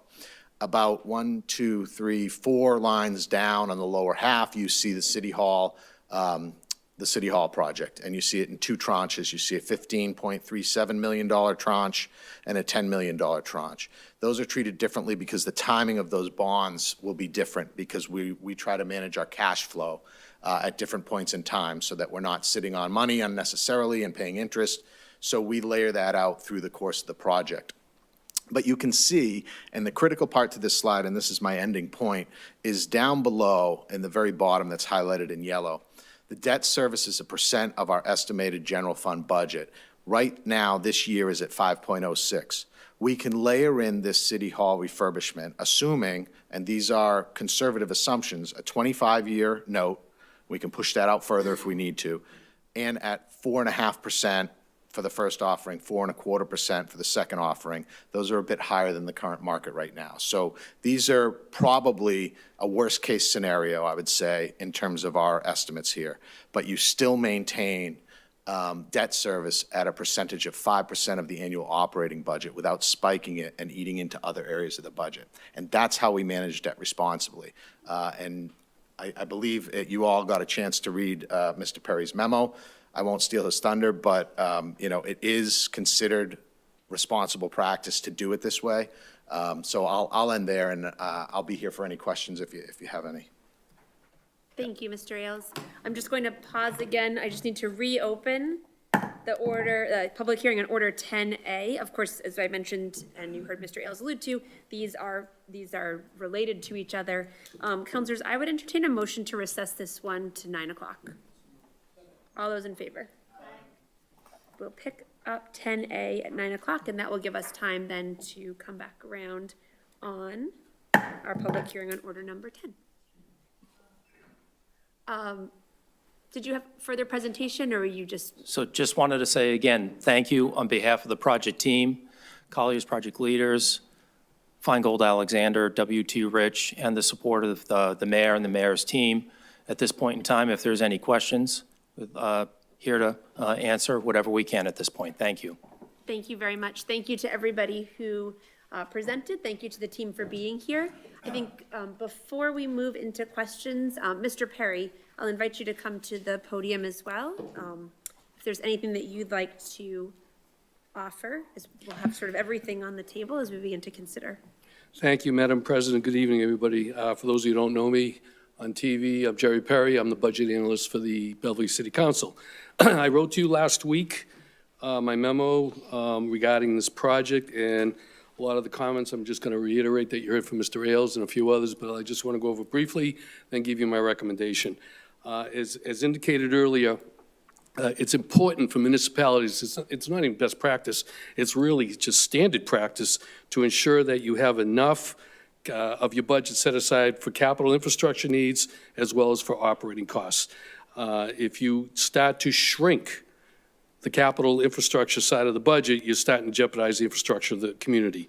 I go back to even prior to my coming here, as you know, many of you, it took a long time, 30-plus years or so, to figure out how to build a police station financially. And we were able to fix that properly with good debt management. I commend the finance director, Mr. Ailes, who did a great job way back then. As many of you know, we did financial policies that helped us incorporate this stuff. To do these types of projects takes a long time. I've spent 4 years working on this personally with the administration, and it's important as city councilors and as policymakers that having a certain amount of the budget set aside for capital costs is vital to the well-being of the community. It's been my professional opinion, I've been doing this an awful long time, as you know, I'm an advocate for 7%. You saw Mr. Ailes' data up there. We're down around 5%. I would argue we're not spending enough on capital costs. But then that's a policy decision between the mayor and the city council. You've chosen to go down to 5%, and if that's the direction you want to go, that's your policy decision. But I would caution you, going even below that, you're going to jeopardize future projects. As an example, and you all have seen over the years the capital expenditure report presented by the administration, and I don't want to speak for the mayor, but I know we've had several conversations about future projects, specifically the school roofs, the HVAC systems at the schools, heating systems, et cetera. If you look carefully at your capital expenditure report, it's actually on the debt schedule that has been provided to you. We're looking over, like, I think 4 phases for those pieces of work to the tune of in the vicinity of $40 million to fix the schools. We've got to do that. But if you start shrinking your capital project, your debt position here, you are going to jeopardize future projects, and I specifically bring attention the school roofs, the HVAC systems, and things of that nature. So it is of concern to me as your budget analyst. It's important to me, at least, and as I advise you, to try to maintain a certain level of the debt, as Mr. Ailes indicated, so you don't spike things. It's been in the works, as I said, for four plus years. We've been working on this hardly. As you know, and has been indicated already, on March 7th, 2022, the then Beverly City Council voted to transfer $1.5 million to begin the process to have all these folks here, to do the work here, and to bring things to our attention. I wrote to you at that time. I said the following: I recommend approval of this $1.5 million request with one caveat. Should the City Council approve this transfer, it is with the understanding that future appropriations or transfers will be necessary over the next 3 to 4 years to successfully finance the overall project. If it's the wish of the City Council not to go forward with this, we will have wasted $1.5 million of hard-earned taxpayer money. It's something I ask you to please consider. I think 3 of the councilors were not here at that time, so I guess they get a pass on that. And certainly, councilors have a right to change their opinion from what they voted for in 2022. But we put a down payment on this thing, and it would be, in my view, as a budget analyst, I'd be hard-pressed to justify losing that $1.5 million here if we don't go forward with this project. It's been asked of me, and I do want to talk briefly about, let's wait a year. We have budget problems going forward. It's not a secret. We all know that. And what would happen if we waited a year? Well, a couple of things, as I wrote to you would be of concern to me. And I'm not, the folks here in the front seats could answer it better than I, but it's my understanding that we're looking at approximately an inflationary factor of 6% if we waited one more year. That would mean another $1.7 million we'd have to add to this project if we waited 1 year and try to save, see if we can get through FY '27. That would jeopardize the finances of this project here. We'd have to come up with another $1.7 million if that figure is accurate. I don't know where that money would come from, and I just urge you to consider that in your final deliberations. Finally, Mr. Ailes is correct when he showed a lot of the debt stuff. This is an important thing that's not really been mentioned yet here. The administration, working in concert with the 9 of you, have put together a financial package that does not require a debt exclusion override. That's very unusual for a project of this size in a city like this. Most of the other communities that I've worked with over the years almost invariably have to go for that debt exclusion. It shows that the administration, working with the city council, has done a great job, in my opinion, as your budget analyst, planning for the future and planning for the present to make sure that the finances all work here. And it's really, I think, commending to all of you people the fact that we did not need a debt exclusion to get this done.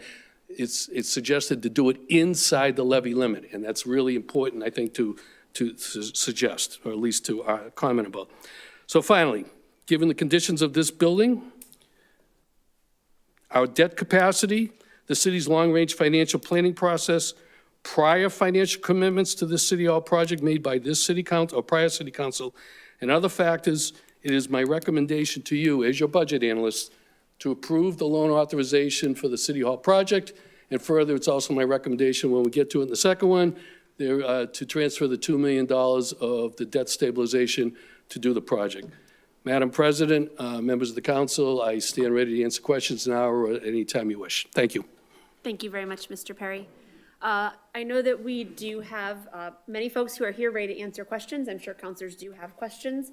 We do have 2 members of the public who signed up to speak in this hearing, and I am mindful that members of the public have been listening, sitting and listening attentively for quite a stretch now. So I'd like to actually go to members of the public before I open it up for councilors, so we can make sure we can hear from folks, and then, of course, members of the public are welcome to stay, but I do recognize it's getting later, and if you need to go, you also would be able to make your comment before doing so. So the first member of the public who signed up to speak in this public hearing is Euplio Rick Marciano. Mr. Marciano, if you would, go to the podium, begin with your name and address for the record, although I just gave away your name. Yes. And again, Vice President St. Hilaire, if you would not mind keeping time for us. Similarly, Mr. Marciano, you have up to 3 minutes if you hear the timer go off, if you would just draw your remarks to a close. And we do that just to make sure that all public comment is equitable and we get to hear from everyone with the same amount of time. Yes. Thank you. Upalo Rick Marciano, 141 McKay Street. Thank you, the Finance Forecast Committee. Did a great job, a lot of detail. The project group that was just here, the presentation, that was great. Mr. Perry, smartest individual you can probably have. But in reference to this, I would not approve it this year, maybe not next year. We were just looking at laying off 82.5 employees for the city of Beverly. And they were talking about the Finance Committee, trash fee could go up to $320. So things, and there's other areas they're trying to raise taxes. If they're trying to do that, we're not going in the right direction. What took place was they took the line item, roads and sidewalks, off of the general fund budget. That went over to the free cash, which may be up to $10.5 million, which can come up, it's going to be probably approved maybe around July 1st or after. And pulled $2.7 million out of that. So that brought us down to, after the overall amount, is to lay off 50 employees. I don't want to see no employees laid off. And Mr. Perry talked about not pulling out of those funds, which he's the expert. He saved a lot of cities in the state with his job that he did. And the one thing I'm suggesting is that we do not do this project at all right now. We're going to have to wait till we can prove we're not going to take any more taxes from the citizens because they're coming from everywhere. But I would just suggest that the $2 million you want to pull out of the stabilization fund or the rainy day fund, pull approximately $3,000 out of that to make up for the $4,000 debt that you're looking to make up right now, because something's going to happen with that. If we're $4 million in debt, to be talking about this, it's very, very tough to me and a lot of other citizens. And then if that was 3 there, then we could pull an additional 1 million out of the free cash fund, which is the extra money, as we learned about. And you can look at, I'm not going to read the whole thing off, but that's again, $10.5 million. So we'll go down to 7.5 if we pull the, well, a little bit more than that, but if we pull the 2.7 out of there, then 1 million more to go to cover the deficit, that should cover everything for this year.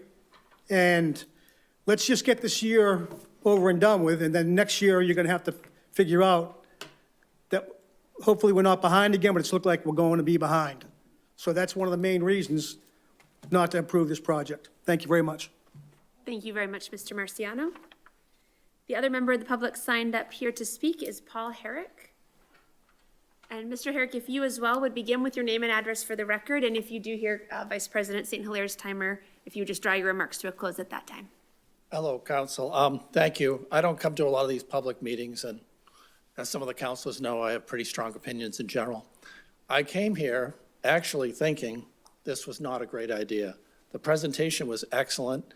Understanding the financing was excellent. Knowing the size of the building kind of shocked me. It's about 50,000 feet, roughly. So I didn't realize how big the building was when I heard all the numbers of what it would cost.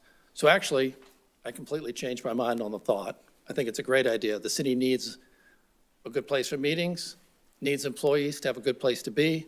Obviously, it needs bathrooms because you guys have to travel through the whole building to use them. So obviously, it needs to be done. I would offer as an aside, the Family Dollar building across the street, that's going to be sold at some point. There's going to be some kind of discussion. I have 2 general thoughts on that. Before you put an RFP out, get a zoning board of appeal to raise the height limit for someone to build there. Secondly, get a waiver to demolish the building. This will do 2 things. It will get you more money. You could put in the RFP that they have to give a nod to that design, so it looks historically significant. And by allowing the building to go up, you'll get more money for it, and you'll have more parking for the city. On that, I thought it was a great presentation by everybody. Thank you. Mr. Herrick, would you mind just stating your address for the record? I apologize. 18 Bayview Ave, Beverly. Thank you very much. Thank you, Mr. Herrick. Those were the only 2 members of the public signed up to speak in this public hearing. Were there other members of the public who hoped to speak in this public hearing? Okay. Councilors, I'd like to open it up. Oh, I'm sorry. Oh, yes, sorry. Thank you, Ms. Kent. Councilors, I'd like to open it up now for questions from the council. Questions could be for any of the folks that we heard from. We, of course, heard a presentation from the team. We also heard from Mr. Ailes and from Mr. Perry. Councilor Houseman, I saw your hand. Thank you, Madam President. Yeah, I have, when the time comes for the vote and consider and debate amongst the council, I have something to say, but I will limit myself at the moment to just 2 questions related to the architectural design matters. One is, we've seen concept drawings, and there's been a nod to historic architecture, the value of historic architecture. I believe this new design, or this renovated design, will use air source heat pumps. And if I'm correct, the concept drawings don't really depict where and how those would provide their ventilation, heating and cooling. And I know, at least speaking as a layperson, you see a lot of houses that have things going up the side of the building.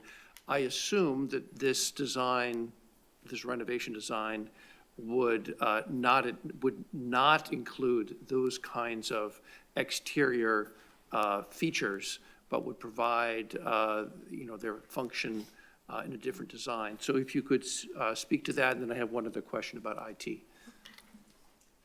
Thank you, David. Yeah, I could take that, just 1 second.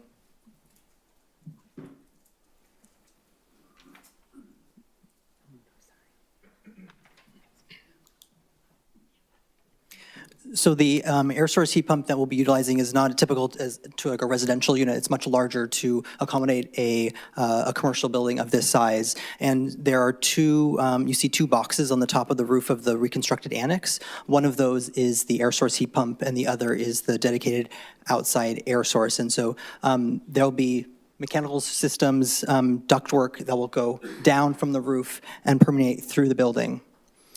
Including the existing building here, not the police station, for both buildings? Yes, they will operate for the entire, it is going to be functioning mechanically as one building, not as two separate buildings. Okay. I rather assumed that, but again, I wasn't going to assume, so thank you. Yep. My second question has to do with a comment that was made about the IT department servers remaining in the basement. And I know I'll have a question later about the RFP and relocation, but just specific to this team, and I'm not sure exactly who's the best person to answer this question, but it was my understanding that the IT department itself would move off-site. And, but if the IT server is going to be down here, could you sort of harmonize how those two things would happen together?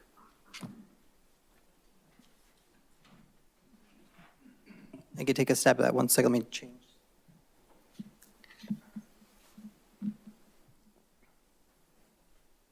So yes, the IT server room, which is in the purple space, it's the room farthest to the left. That has to remain operational through construction. Our understanding is about 50% of the fiber optics of the city and the 911 call service kind of go through that. Staff won't be there permanently during the construction. They will be able to access the space from time to time when they need to accommodate the IT server space. And we're working with WT Rich to ensure that during construction, there would be temporary power at times when electricity would need to be shut off from the building. So to ensure that there's no disruptions to that service.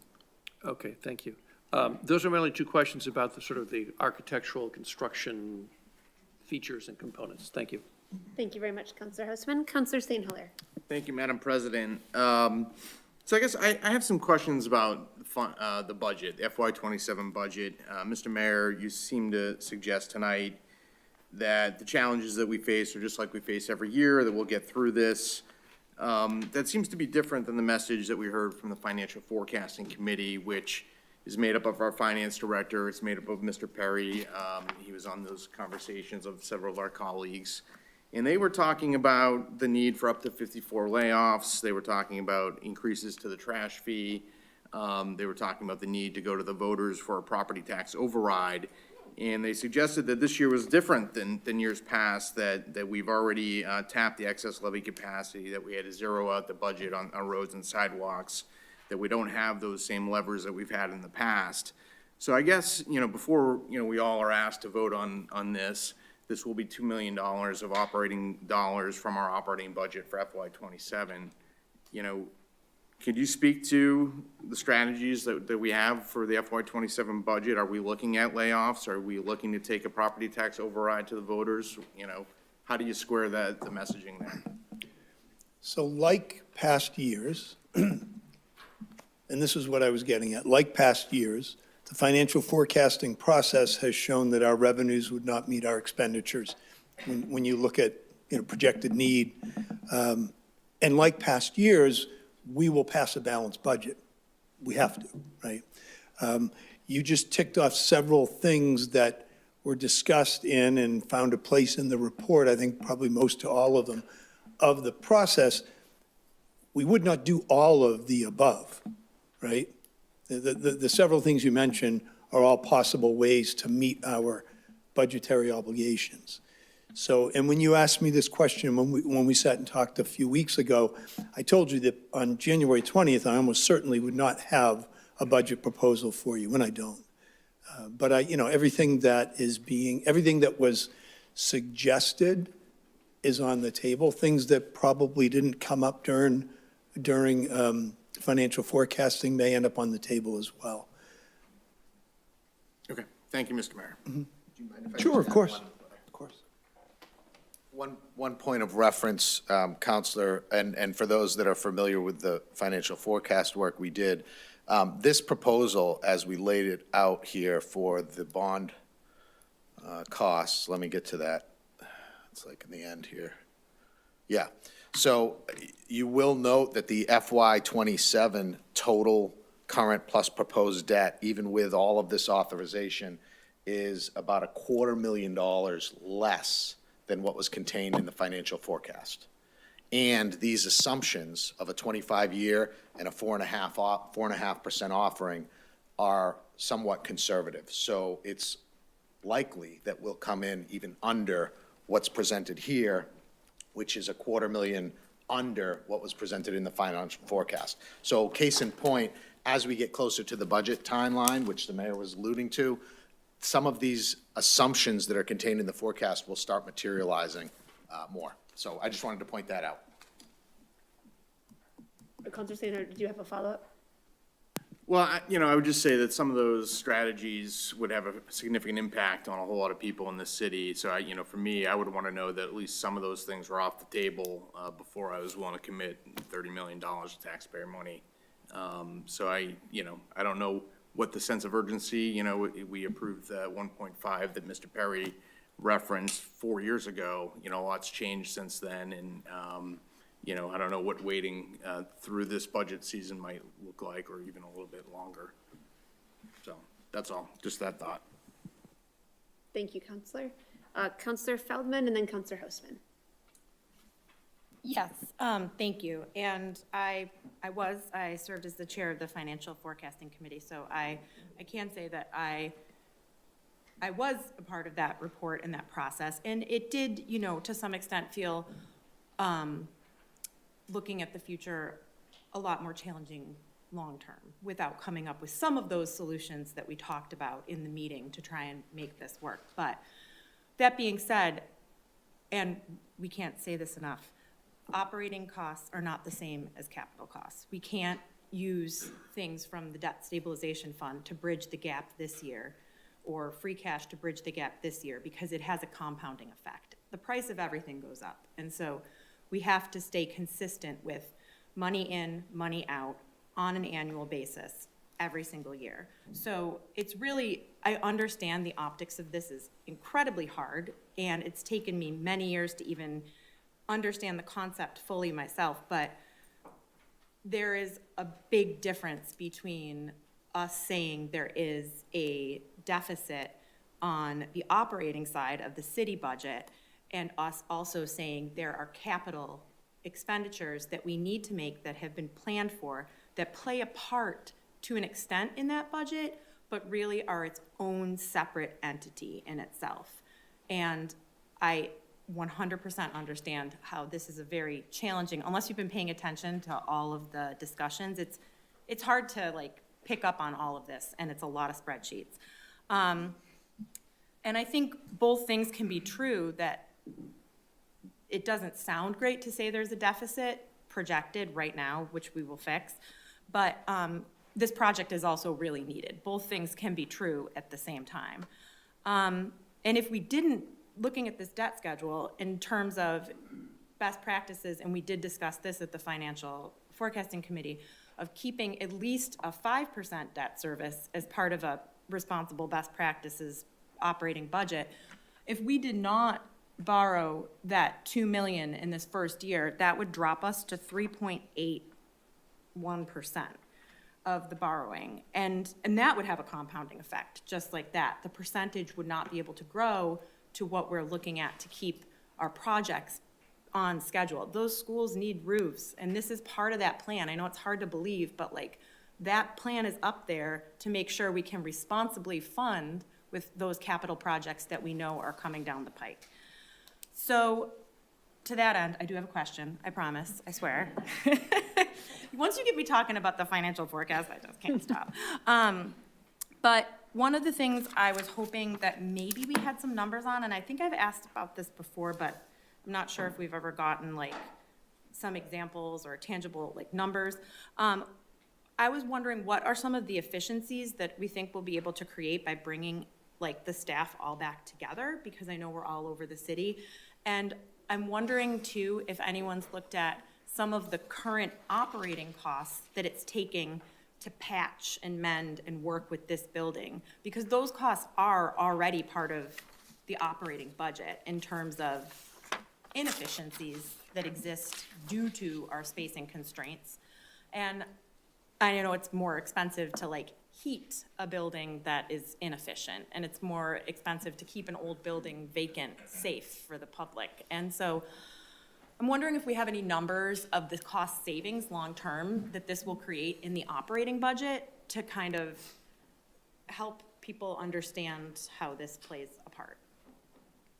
If you don't have one, we can follow up on that later, but. Well, let's follow up, but, you know, just to give you some kind of an answer,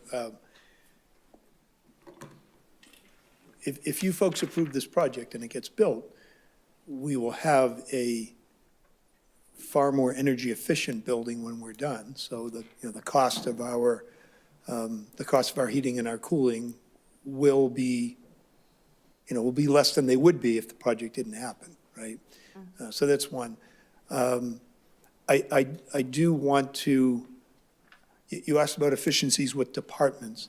So as I mentioned in my remarks, one key thing is that the health department really needs to be out of the senior center, right?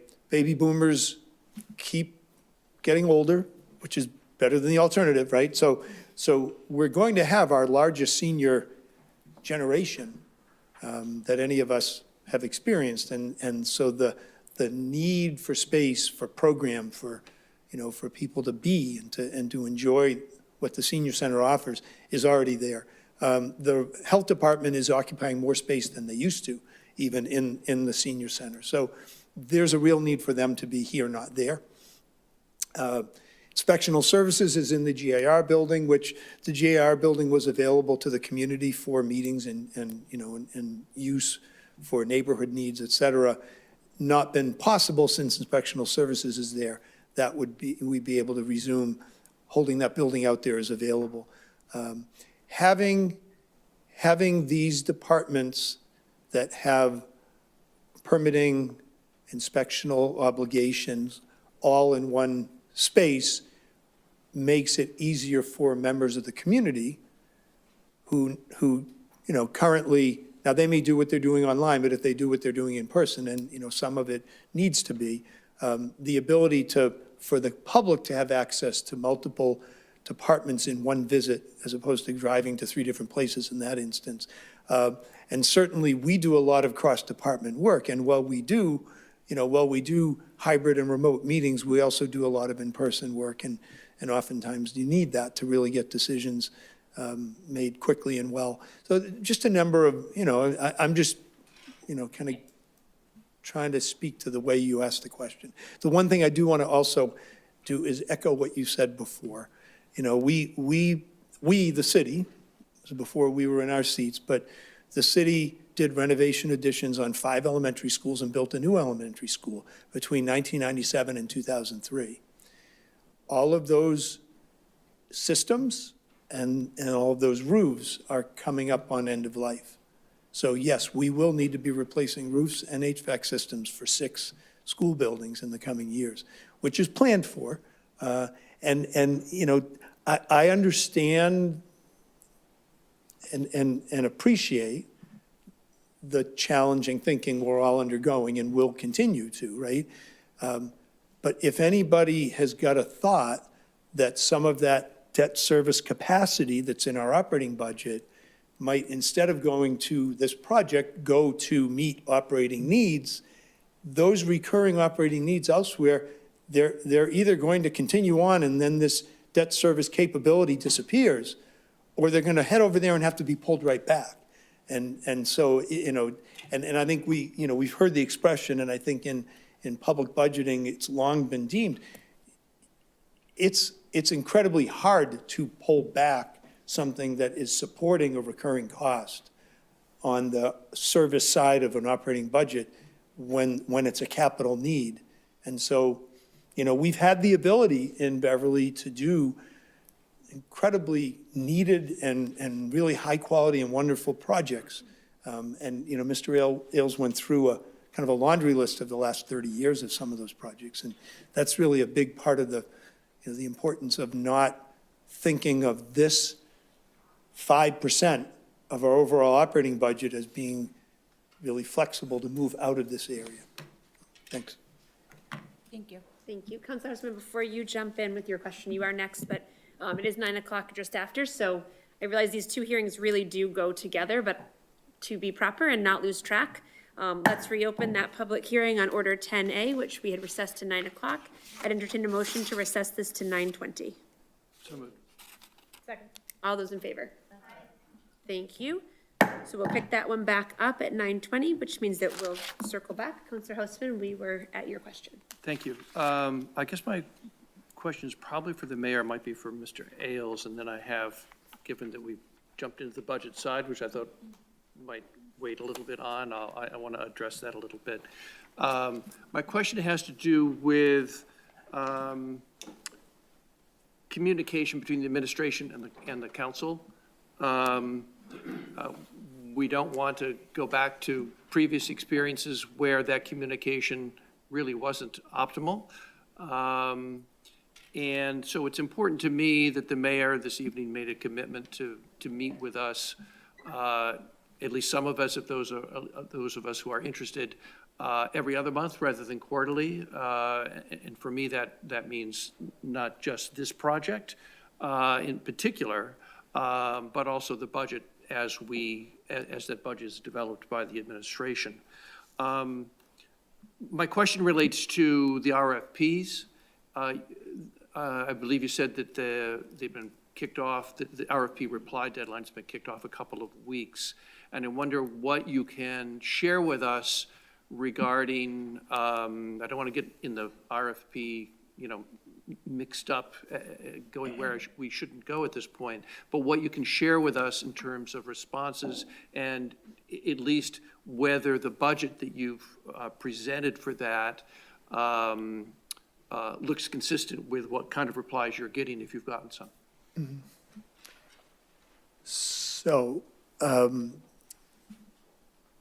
So when Councilor Houseman refers to the RFP and wanting to stay on the right side of things, he's talking about state procurement law, right? So the RFP is open. It didn't close, so we haven't received anything. Or should I say, until it closes, we don't open anything that might have been received. Okay. Right?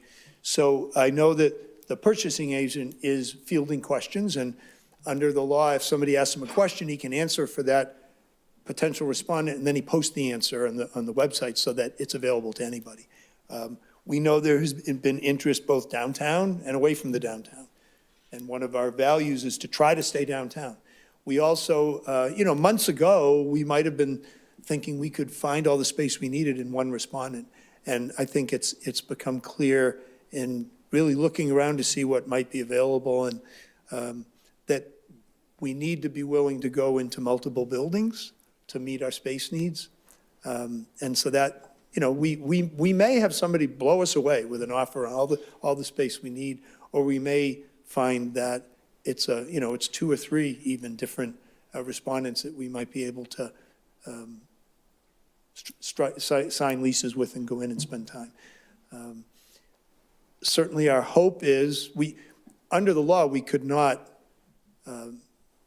sign a lease with anybody until we have project budget approval, but we put the RFP out in the meantime to try to, prepare in case and in hopes. So that's where we are. I don't know the exact date. Mr. Gelano extended it out recently, and I think you said about 2.5 weeks, Mr. Ailes? Extended it 3 weeks. 3 weeks, okay. Well, there you are. February 6th is the new date. And so we hope that we have those kind of answers and that kind of information in the next few weeks. Okay, thank you. I mean, that kind of communication and updates, at least for this councilor, are important for the council and having sort of an oversight role of what's going on with these capital projects. So with that, I just, I want to follow up on the comments of my colleagues to my right. Like Councilor Feldman, I was also on the Financial Forecasting Committee and past chair of the Financial Forecasting Committee. And for those of you who are fascinated by municipal finance, I would encourage you, I don't know why you wouldn't be, but I'd encourage you to go onto the city's website. The financial forecast is this document. You can find it online, and you can learn an awful lot about the background of the kind of conversation we are having right now. With that, I think, citizens who hear that we have a structural deficit and then hear that we want to spend $25 million on a City Hall renovation project might fairly say, what is going on? Like Mr. Marciano mentioned earlier. I think that's a very fair question. How do you reconcile those two things? So the question before the council and on these votes is whether the cost of regular maintenance should be considered a fundamental part of a sustainable budget. Like not changing the oil in your car, you can get away with not doing regular maintenance for a while, but in the long run, it'll have bad consequences. It'll catch up with you. If the cost of regular maintenance is not included in your household budget, eventually you'll be faced with large bills, like buying a new car if you didn't change the oil, that you might find difficult to manage. The same is essentially true for the city. It's important to keep the cost of regular maintenance of our infrastructure in our budget annually. The question has been posed by some letters to the council and this evening by some of our speakers about why not take the money that we would spend on capital expenditure project like the City Hall renovation and use it to close, well, the suggestion is use it to close the structural deficit. In other words, help close the gap that we are talking about. So why not? Why would we not do that? So in other words, the idea we would spend those saved funds we don't use for capital expenditure debt payment, and instead use them for ongoing operating expenses, comprised for the city's budget mostly of labor costs for teachers, DPW workers, police, firefighters, et cetera. And as Councilor Feldman said, there's sort of an apples and an oranges aspect to this that is really specific to perhaps municipal finance that the layperson or someone who hasn't served on the council for a while might not really truly understand. First, the amount of debt. So the question is, what is the cause of our structural deficit? Is it the amount of debt that the city pays for its capital projects? Do we have too much debt? And the answer is no, we don't. In fact, we've seen in tonight's presentation and on the the charts that were in the PowerPoint that the percent of the city's debt burden carried in our operating budget, in fact, has gone down, not gone up in recent years. And Mr. Perry has suggested that that even is problematic for us, and perhaps it would be healthier for the city to have a larger amount. But be that as it may, the second question you should ask is, what is the cause of our structural deficit? Is it the debt that the city pays? And the answer is, essentially, it's inflation. It's the long tail, in part the long tail of a fiscal response to COVID-19. We all know, we have all the experience that costs have been rising pretty much on everything since 2020, since COVID. And they've been rising at a rate greater than 2.5%, which is the annual limit on the amount of tax revenue that the city can raise to pay its expenses. So specifically, and this is taken, these next three items are taken from the financial forecast, which I encourage you to take a look at. What is the cause of our structural deficit? Well, the city's budget can increase by 2.5% per year, simplistically put, but the municipal budget anticipates, this is what's coming up in this next fiscal year. The municipal budget anticipates a 4.3% increase from the prior year. Some of these reasons for this increase are attributable to legally binding fixed costs like pensions, collective bargaining unit agreements, healthcare. 80%, in our case for the city, 80% of municipal employees' health costs are paid by the city. That's a generous amount compared to the private sector. Another item is Beverly Public School District anticipates a 5.27 increase from the prior year. The main reason for this increase is attributable to our recently approved collective bargaining agreements.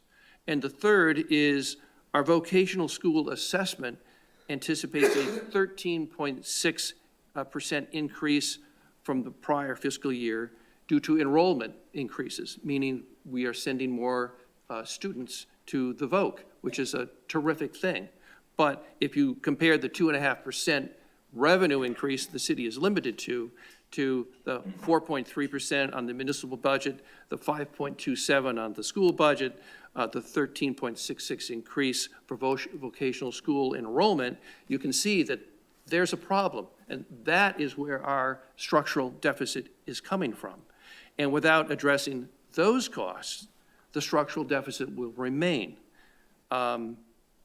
It will be a hard, challenging, and probably painful exercise for us to do in this year's budget.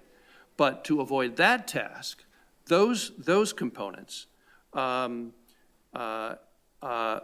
to avoid that task by objecting to a capital expenditure cost for the city renovation project is to miscast both the problem and its solution.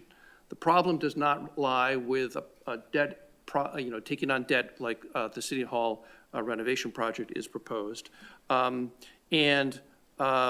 objecting to the using the capital expenditure problem. Excuse me, I misspoke. Objecting to that task by objecting to the capital cost of the renovation project is to miscast both the problem and its solution. The solution is tackling those items that I just mentioned. And not only that, if you remove the cost of the debt expenditure, cost of the capital expenditure debt from our budget, it will create an additional problem. Our debt capacity is a measure of our municipal financial health. And if we do not include a sufficient level of debt payments in our annual budgets, our capacity to undertake ongoing infrastructure projects, like we're listed, that long list of things that we've been able to accomplish over the years, that ability, including, for example, school roofs coming up, that capacity will be deeply compromised. So for the reason I state here, I encourage my colleagues to vote in favor of both of these projects with the understanding that we'll have good communication from the administration on how they proceed. Thank you. Thank you, Councilor. I think what I'd like to do, I know Councilor St. Hilaire, you're waiting. It seems like if we'll have time, as a council, when this comes back for the final vote, if councilors have reflections or reasons that you're voting the way you are that you want to offer, I think we'll go to those. I think if there's any further questions for the team in the context of the public hearing, let's do those now, because it seems like we may be ready to move from the public hearing portion forward. So Councilor St. Hilaire, you were waiting, so we'll go to you. So I just want to follow up on a couple points. One is the capital versus operating budget discussion, and the point from Councilor Feldman. I just wanted to be clear, Mr. Ailes, this is general fund money, $2 million in our general fund operating budget that we dedicate for debt service. That's a policy choice. Those dollars could be used for something else, correct? It is general fund money, yes. Okay, so we could use this for anything then? No. Did you put it in? Correct? The debt service, correct? Comes out of the operating budget? Thank you. To answer your question, Councilor, legally, if you decide not to approve this project, you can use that $2 million in whatever manner that the mayor would present to you, and then obviously you would have to vote upon. Of course. You have restrictions on the debt stabilization transfer, though. That's a little bit different. But if you were to decide not to do this, yes, you are correct. You have that legal authority to do what you want, subject to the mayor giving you his budget. Okay. So, I guess what I'm struggling with is, I agree with best practice. I'd love to be at 7% too. But, last year we zeroed out road and sidewalks in the budget. No money for road and sidewalks. So next year, we're gonna have $2 million dedicated to the new city hall and no money for road and sidewalks. It seems like, we're not in the right place there. And, for me, again, some of these financial challenges we're facing, I'm not sure, Mayor, if there's easily, handled as you're suggesting, or if the Financial Forecasting Committee was on to bigger challenges. But I'm gonna have a hard time voting to approve this without understanding that further. That's just where I'm at. Thank you, Councilor. Are there any other questions from councilors at this point on this public hearing? Okay, thank you. Thank you, councilors, for the questions and discussion. We'll close the public hearing on order number 10 and refer that back to the Committee on Finance and Property. And that does bring us just right on time to where we had suggested we would pick up the public hearing on order 10A. And as we've said several times, of course, these are tied together. They're two different pieces of the funding, proposed funding for the City Hall project, which we heard the team present about. Mr. Ailes or Mr. Mayor, I don't know if either of you had anything you want to say just by way of opening up 10A itself. Mr. Ailes, you should come up. I just, if I could, Madam President, I just want to be fair to Councilor St. Hilaire and fair to myself. I didn't mean to give you the impression that I thought it would be easy to pass our budget this coming June and balance it.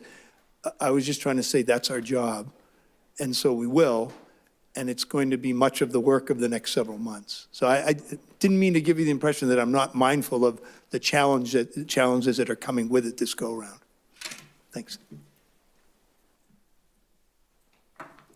So just to clarify, this portion or this public hearing has to do with the $2 million debt stabilization transfer.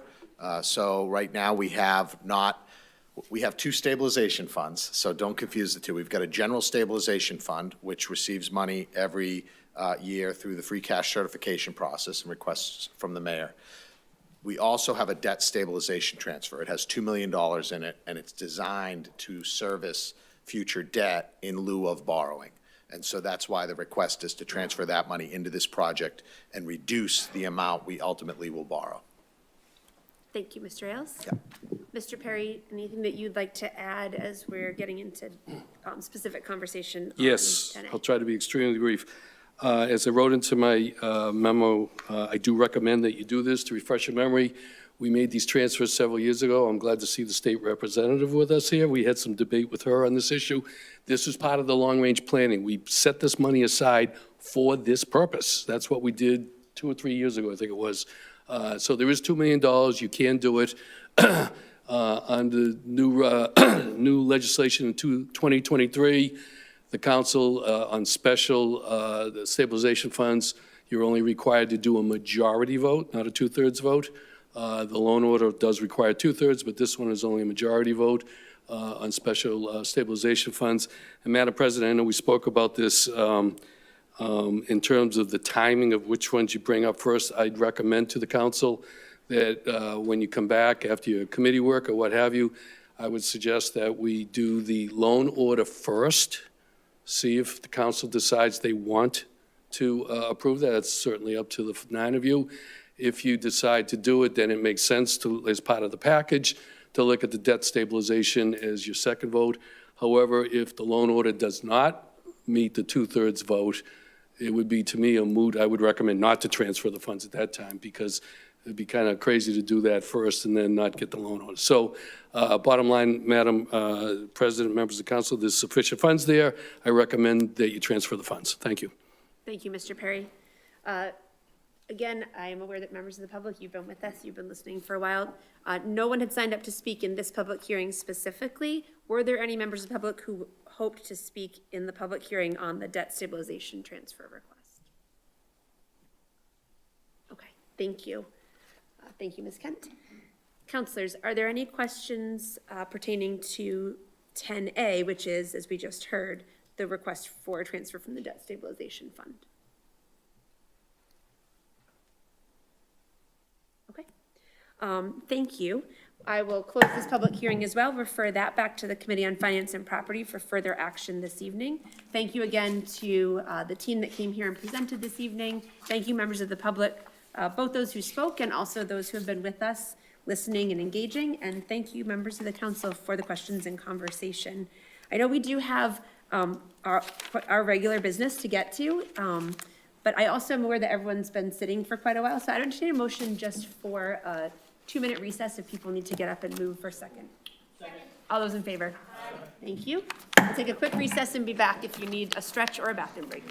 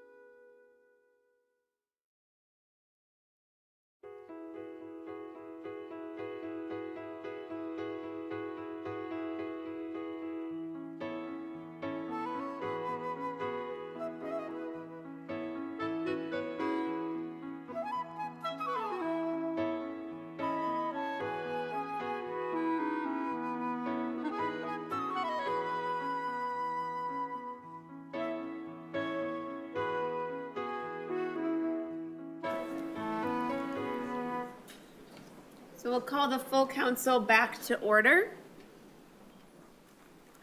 Thank you, everyone. And thank you for, councilors, for approving that little recess. It seemed like perhaps we all needed a chance to stretch our legs or get some water. So, Ms. Kent, we'll jump into the rest of our regular business on our agenda and move through that. Let's begin with acceptance of minutes of previous meetings.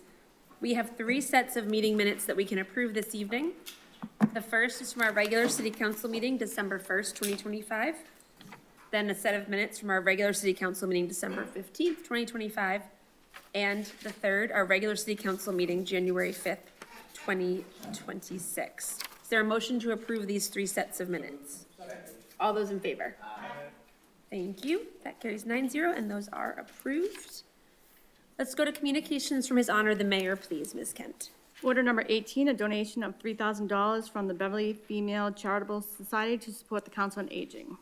Please refer that to the Committee on Finance and Property. Order number 19, a donation of $10,000 anonymously for the Council on Aging. Please refer that to the Committee on Finance and Property. Order number 20, a $163,964 911 EOPSS OGR support and incentive grant. Please refer that to the Committee on Finance and Property. Order number 21, a $69,632 and $28 911 EOPSS OGR 911 training grant. Please refer that to the Committee on Finance and Property. Order number 22, a Mass DEP technical assistant grant. Please refer that to the Committee on Finance and Property as well. Order number 23, a $2,500 Mass Executive Office of Labor and Workforce Development Workplace Safety and Education grant. Please refer that to the Committee on Finance and Property. Order number 24, a Mass Tech Collaborative Mass Broadband Institute Connected and Online grant. Please refer that to the Committee on Finance and Property. Order number 25, a $15,000 Mass Cultural Council Cultural District Investment grant. Please refer that as well to the Committee on Finance and Property. Order number 26, a donation of $100 from David Mendonca to be used to purchase Shaw's gift cards for veterans. Please refer that to the Committee on Finance and Property. Order number 27, a $550,000 grant, Seaport Economic Council grant for commercial hoist pier reconstruction. Just to change things up, we'll send that to Finance and Property. Order number 28, a reappointment for Corey Farinella, 30 Bow Street, to serve on the Zoning Board of Appeals.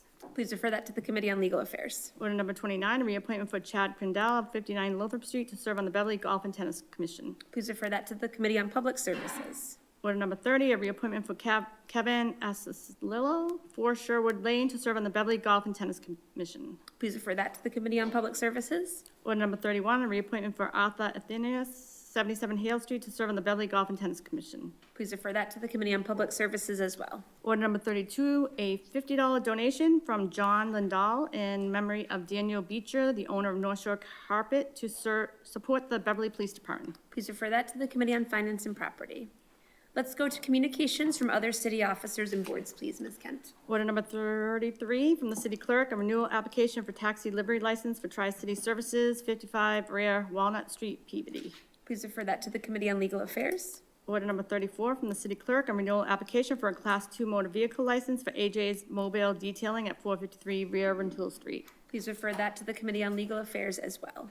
Order number 35 from the city clerk, a renewal application for Class 2 motor vehicle dealer license for American Petroleum at 586 Cabot Street. Please refer that to the Committee on Legal Affairs. Order number 36 from the city clerk, a renewal application for Class 2 motor vehicle dealer license for Brito Corp. DBA Auto Dine at 810 Rare Road Ave. Please refer that to the Committee on Legal Affairs. Order number 37 from Councilor Rotundo and Spang, the 2025 Beverly Harbor Management Authority Annual Report. Councilors Rotundo and Spang, thank you for filing this for us and updating us. Anything that you want to say about this report at this time? Councilors, I would entertain a motion to receive that report and place it on file. All those in favor? That carries 9-0, and so we'll place that on file, and thank you again, Councilors Rotundo and Spang, for your work. Order number 38 from the city clerk, a request for police officers at the polling locations for the 2026 elections. Councilors, I would entertain a motion to approve this on the floor. Is there any further discussion or questions? All those in favor? That carries 9-0, and that one is approved. Thank you. Order number 39 from the city clerk, a renewal application for a hawkers and peddlers license for George Sampson, 22 Federal Street. Please refer that to the Committee on Legal Affairs. Order number 40 from Councilor Spang, Public Services Committee priorities. Councilor Spang, anything you want to say about order number 40? Thank you. Please refer that to the Committee on Public Services. Order 41 from the city clerk, a new application for a taxi livery license for Bass River Day Activity Program, Inc., DBA Bass River, Inc., 437 Essex Street. Please refer that to the Committee on Legal Affairs. Order number 42 from President Flowers and Councilor St. Hilaire in Milady, a proposal to create a COVID memorial subcommittee. Councilor Milady or Councilor St. Hilaire, anything that you wanted to say about this one at this point? Okay. Thank you both. So we'll refer that to the Committee on Legal Affairs, and thank you for your work on that one. Order number 43 from Councilors Feldman and Milady, a proposal to create a temporary special committee to explore options for addressing the looming 2027 forecasted budget deficit. Councilor Feldman, Councilor Milady, same question for you. Anything you'd like to say at this point about this one?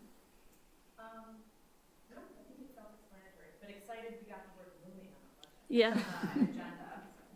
Agenda. Thank you. Councilor Feldman, I'm only sorry that your microphone was on mute so that people couldn't hear you celebrate the use of the word looming. Yes. So we'll refer that to the Committee on Finance and Property, please. Order number 44, the Director of Planning, Darlene Nguyen, approve a conservation restriction to the Essex County Greenbelt Association on land owned by the City of Beverly, 14 and 34 Simon Street. Thank you. And councilors, I just wanted to draw your attention to our planning director submitted a slightly changed version of Order 44. The change really was just to replace the signature lines to ensure that they were written as the Registry of Deeds would need them. And we'll refer that to the Committee on Legal Affairs. Order number 45, the Assistant City Solicitor Jesse Dole proposed amendments to Chapter 117-6 for dog kennel licensing. Please refer that to the Committee on Legal Affairs. Order number 46 for President Flowers, temporary appointment of clerk of committees. Councilors, I would entertain a motion also to approve this on the floor. Is there any further discussion or conversation? I would just like to say a word of congratulations to our current Assistant City Clerk, Ms. Dupont. The reason for this temporary appointment of Ms. Kent to be the acting clerk of committees is because Ms. Dupont is moving on to become a town clerk herself. And so thank you, Ms. Dupont, for the work that you've done here, and you will be missed. And also, we are very confident that you are going to go on to continue doing great work. So thank you. So we have a motion and a second. All those in favor of approving Order 46? That carries 9-0. Thank you very much. Let's go to communications, applications, and petitions, please. Order number 47 from National Grid, a petition 312-34447 to install underground facilities on Bow Street, Wallace Street, Cabot Street, and Abbott Street. Please refer that to the Committee on Public Services to set a public hearing. Order number 48 from National Grid, a petition 312-47668 to install underground facilities on Cabot Street. Please refer that to the Committee on Public Services to set that public hearing as well. Order number 49 from GoNet Speed, a petition to install and maintain underground facilities on Ashton Street. Please refer that to the Committee on Public Services to set a public hearing. Order number 50 from GoNet Speed, a petition to install and maintain underground facilities on Friend Street. Please refer that to the Committee on Public Services for setting a public hearing as well. Order number 51 from GoNet Speed, a petition to install and maintain underground facilities on East Street. Please refer that to the Committee on Public Services to set a public hearing. Order number 52, a notice of availability from 150 Sawyer Road. I would entertain a motion to receive this and place it on file. All those in favor? Aye. That carries 9-0, and so we'll place that report on file. Thank you. I would entertain a motion to take a break for some subcommittee work at this point. All those in favor? That carries 9-0. So we will have our subcommittees meet. Most of the subcommittees do have quite lengthy agendas. And so subcommittee chairs, just a reminder, if there are more substantive matters before you that can't easily be taken care of in this briefer break, you could schedule a meeting of your subcommittee for next week or for the fourth week. Second and fourth weeks are subcommittee weeks if you need them. We will have finance and property stay here in council chambers, legal affairs in the committee room, public services in the hall. Thank you very much.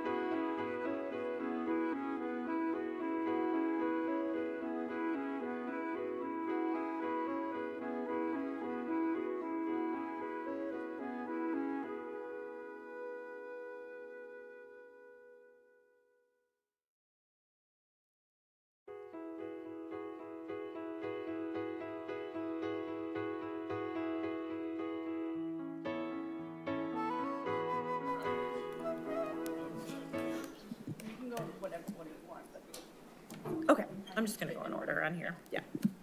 All right, I'd like to call to order the Committee on Finance and Property, and it is, what time is it? 9:39. All right, so we've got a number of things we can vote on tonight, so I'm gonna kind of go through these as expediently as we can. Did you put me in charge of this committee because I can speak like the Micro Machines man? Yeah. Okay, so we're gonna start with order number 11. And this is an appointment for Donna Matazzaro, 47 Elm Crest Road, North Andover, to serve as the city accountant. She will be replacing Carol in the tax department, Carol August. So do we have any discussion on this? Do we have any questions from either of the committee members?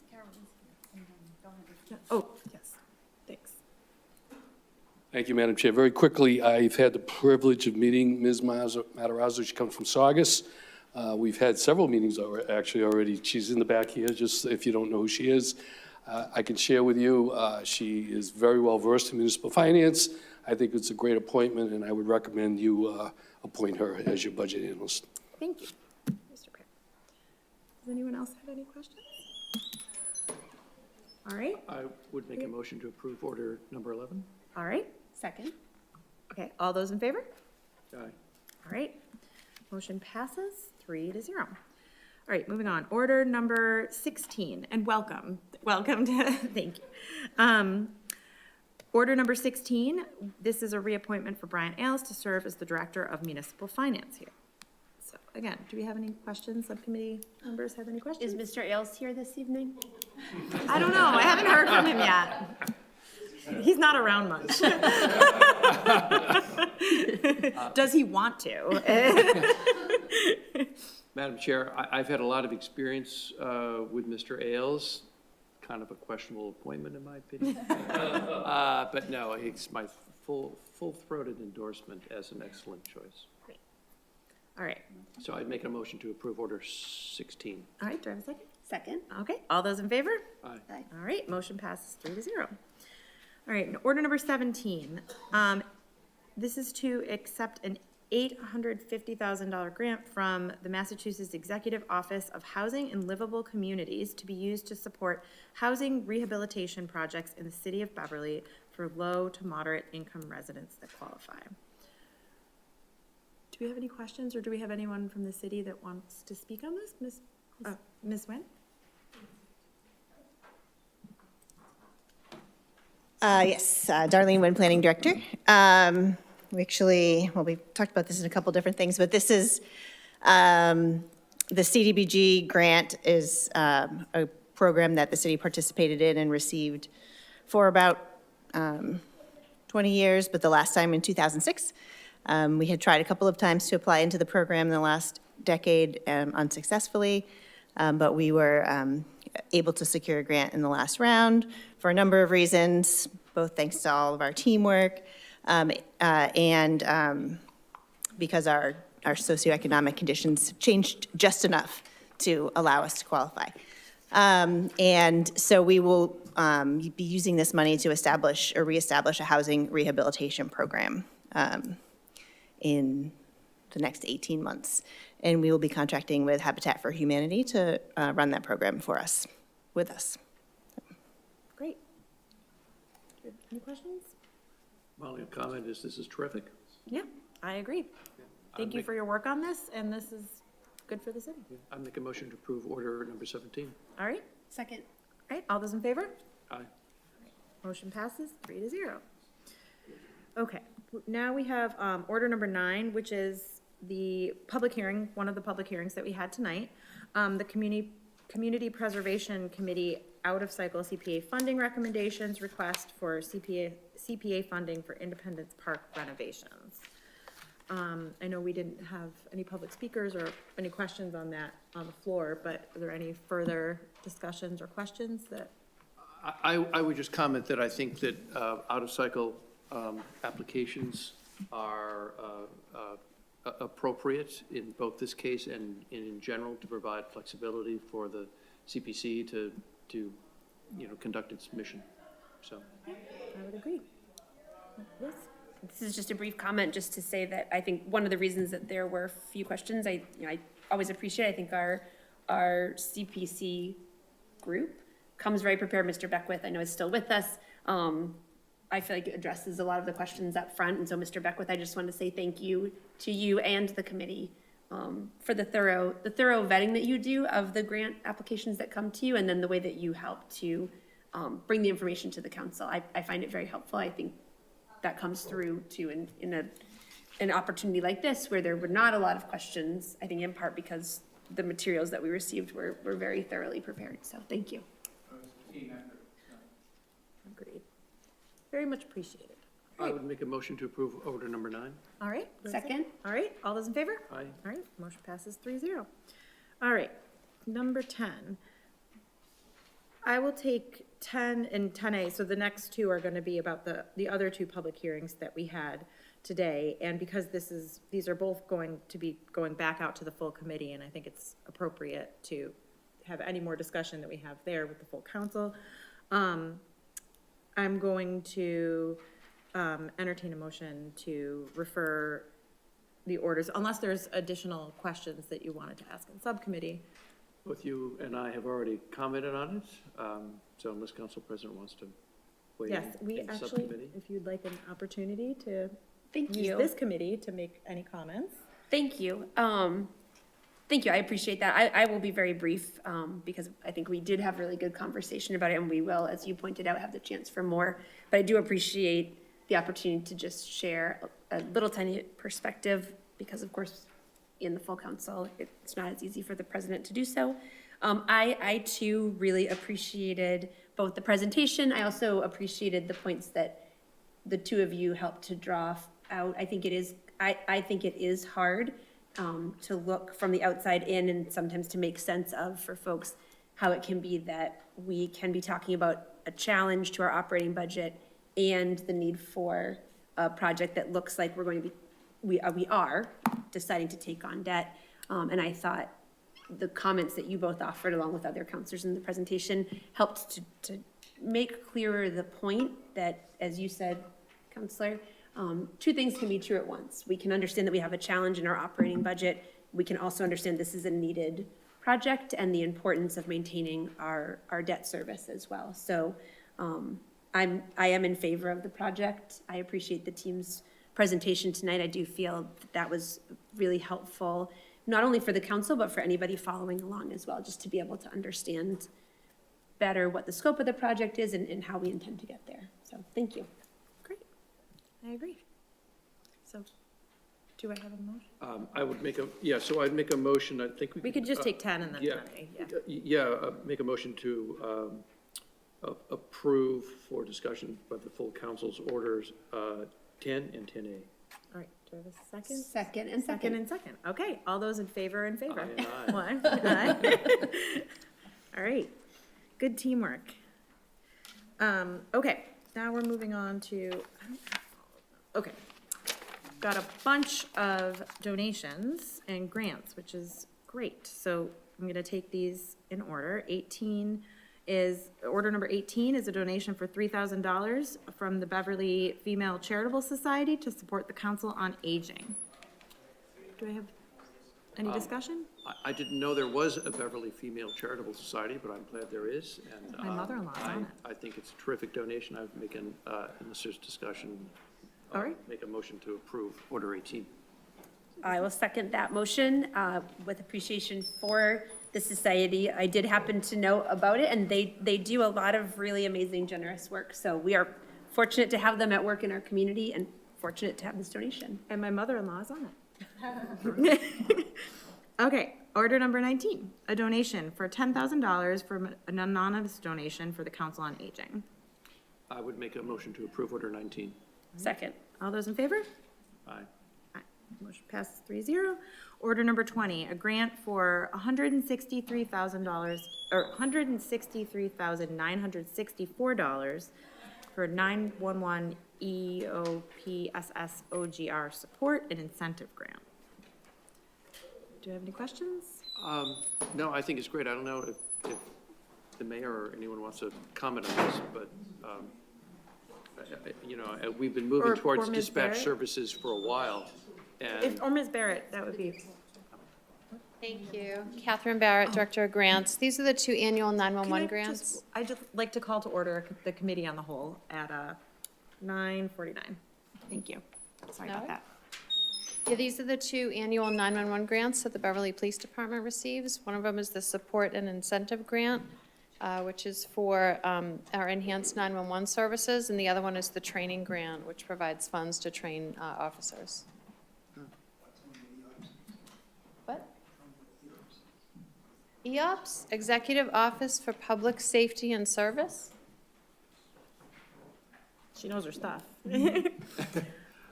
All right, that's great. And I do remember these coming up before. I'd so- make a motion to approve order number 20. All right, do I have a second? Second. All right, all those in favor? Aye. Motion passes 3-0. All right, and 21 is similar. It's grant for $69,632.28 for the 911 EOPSSOGR 911 training grant. Likewise, I would make a motion to approve order number 21. Second. All those in favor? Aye. All right, motion passes 3-0. That's on order number 21. Order number 22, grant for a Mass DEP Technical Assistant Grant. Do we have the amount on this? All right. Hello, again. Hello.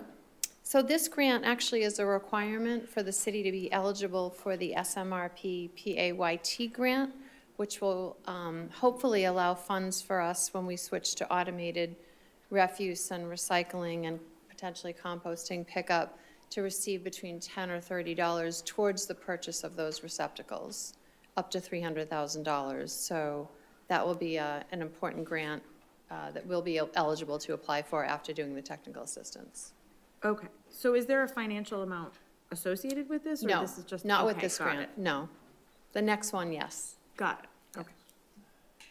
Does anyone have any questions? No, although I think it's terrific that we're moving in this direction. So I would make a motion to approve order number 22. Second. All right, all those in favor? Aye.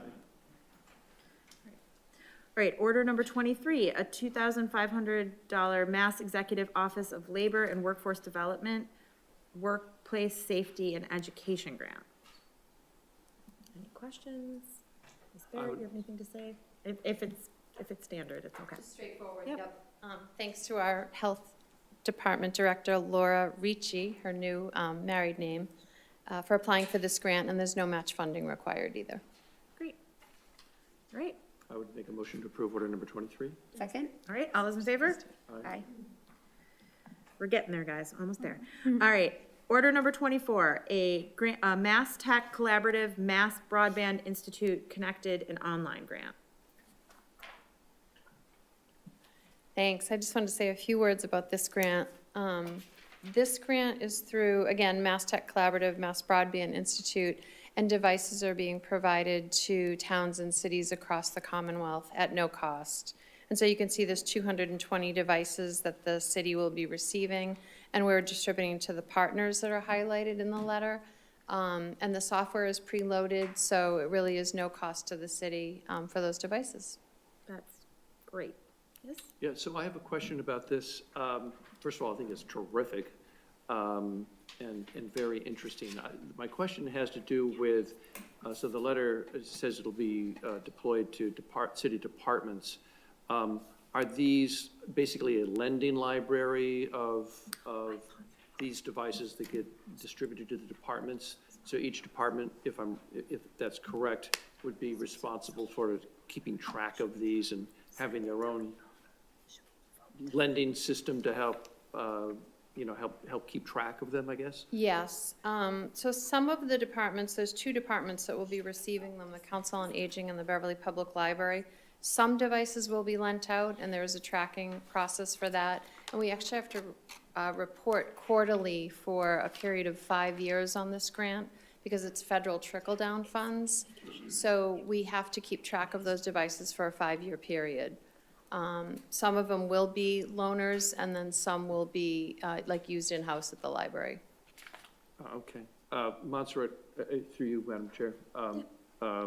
Montserrat College, Beverly Children's Learning Center, BevCam, they, I guess the letter indicates that they will also get some of these for. Yes. And then they will use them themselves, or they will lend them out? They will lend them out.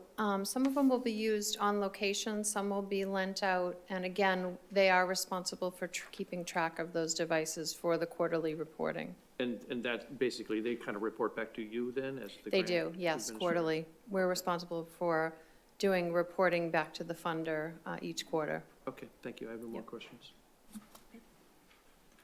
I would make a motion to approve order number 24. All right, Second. all right, all those in favor? Aye. All right, motion passes 3-0. All right, order number 25, a grant for $15,000 Mass Cultural Council Cultural District Investment Grant. See what I have to do? I know, this is, give you a lot of credit, it's a lot of words in a row. Yeah. Has become an annual grant that we've received from the Mass Cultural Council to support initiatives in the cultural district, which is on Cabot Street. And this year, we're planning on using it for support to kind of get off the ground the Bower that Montserrat and Beverly Main Streets and the Cabot have recently established at 248 Cabot Street. And Montserrat and Beverly Main Streets and the city of Beverly are the three key main partners of the cultural district. And so we're going to help kind of get some events and programming and kind of upkeep and locks and security in place there, so that can be used now as the hub of our cultural district. Great. I think this is terrific. I'd make a motion to approve order number 25. Second. Great, all those in favor? Aye. All right, motion passes 3-0. All right, order number 26, a donation, $100 donation from David Mendonca to be used to purchase Shaw's gift cards for veterans. That's nice. I would make a motion to approve order number 26. Second. All right, all those in favor? Aye. Motion passes 3-0. Order number 27, a grant for $550,000 Seaport Economic Council grant for commercial hoist pier reconstruction. Thank you. So this is the second grant we've received in the last 3 years for the commercial hoist pier. The first one was for $656,000. And the cost of that project has gone up over the last 3 years, so we have a second grant to supplement. This grant actually has two matches. The first half, $68,750, is coming from the Harbor Management Authority Fund, and the other $68,750 is from the Waterways Improvement Fund. So this does necessitate a public hearing. So you won't be able to vote on that tonight. Got it. So do we have a public hearing that we were considering timing-wise? Could I ask Ms. Barrett a question? Ms. Barrett, could I just ask you, I'm just looking at the other public hearings that I anticipate Public Services was setting for the 2nd of February, and there's quite a few. Yep. Is there an urgency attached to this? There is, yeah, the project's supposed to start February 2nd, so there definitely is, it's time sensitive. So, may I ask a follow-up? Yes. The next regular meeting of the council is February 2nd? That sounds like that would be, Dovetails perfectly. that would work, okay. Yes. Madam Chair, could I Yes. make a suggestion then Yes, that we please. set that public hearing for February 2nd at 8:45? 8:45. Okay, I would entertain a motion to set this public hearing for 8:45 on February 2nd. So moved. Second? All those in favor? Aye. Great, all right. We have one more and then a note. Order number 32, a donation of $50, a donation from John Lindahl in memory of Daniel Beecher, the owner of North Shore Carpet, to support the Beverly Police Department. I would like to thank Mr. Lindahl for this donation and make a motion to approve order 32. Second. All right, all those in favor? Aye. Motion passes 3-0. And there was one other item that on the record was sent to this committee, but Order 43. yes, I would entertain a motion to send this order number 43 to create this temporary special committee to explore options for addressing the looming 2027 forecasted budget deficit, I got to say it again, to legal affairs. I would make a motion, I make a motion to send order number 43 through to legal affairs, and if necessary, by way of full council, or if not, then directly. I think it can go directly if we vote it that way, so I would Okay. second that. All right, So to legal affairs, okay. is my motion. All those in favor? To legal affairs. Yes. Motion passes 3-0. All right, that is all we had on our agenda for tonight. So I would entertain a motion to conclude, to committee of the whole first, to recess the committee of the whole. So moved. Do I have a second? I second.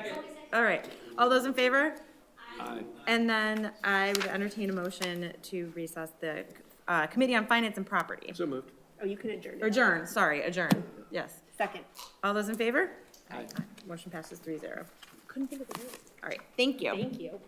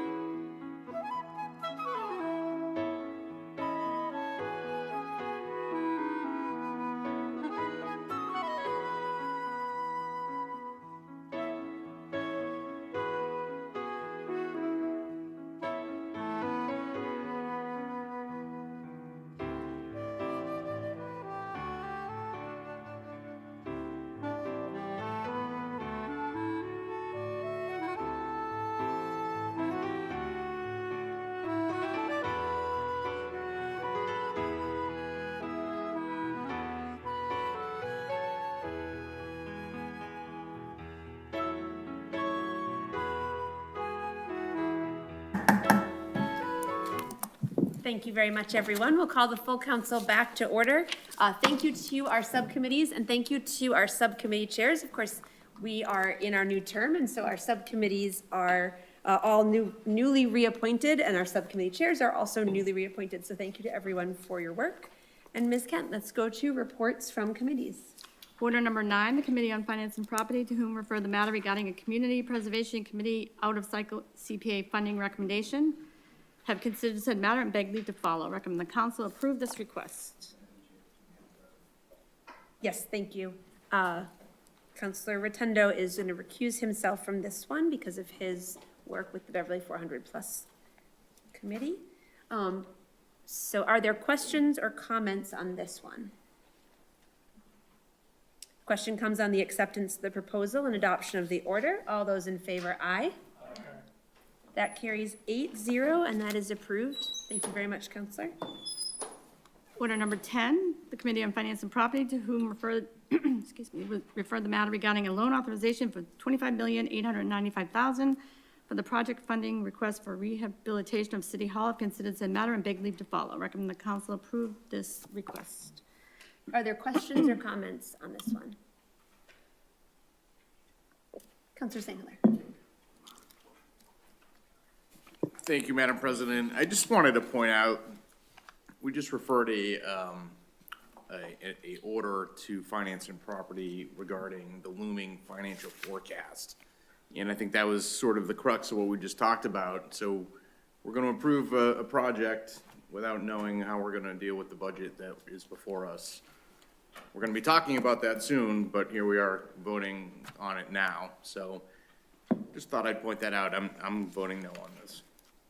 Thank you, Councilor St. Hilaire. Is there other discussion from councilors on this order? Councilor Sven. Thank you, Madam President. As the Ward 2 City Councilor, and where City Hall services and helps out all members of the community, but it does sit in Ward 2, I'd be remiss not to point out, I think everybody agrees that the building needs work. So I don't think there's any disagreement on that or the merits of the project. I'm voting in favor of it, mostly because I understand the concerns of how much more it would cost if we delayed the vote for a year or 2 years. And the fact that the city has already put 1.5 million towards this project and worked on it for years. And so that's where my thinking is coming from for this. Thank you, Councilor Spang. Is there any other discussion or comments from councilors on this order? Okay. The question comes on the acceptance of the proposal and adoption of the order. And before I ask you for your vote, I will remind us, this is a loan authorization vote. This requires a 2/3 majority rather than a simple majority. So the acceptance of the proposal and adoption of the order. All those in favor, aye. And all those opposed? That carries 7-2, which does constitute a 2/3 majority. So that order does pass. Thank you. Ms. Kim. Order number 10A, the Committee on Finance and Property, to whom refer the matter for a debt stabilization transfer request for $2 million for the project funding request for rehabilitation of City Hall. Have considered said matter and beg leave to follow. Recommend the council approve this request. Are there questions or comments on this one? The question comes on the acceptance of the proposal and adoption of the order. All those in favor, aye. And all those opposed?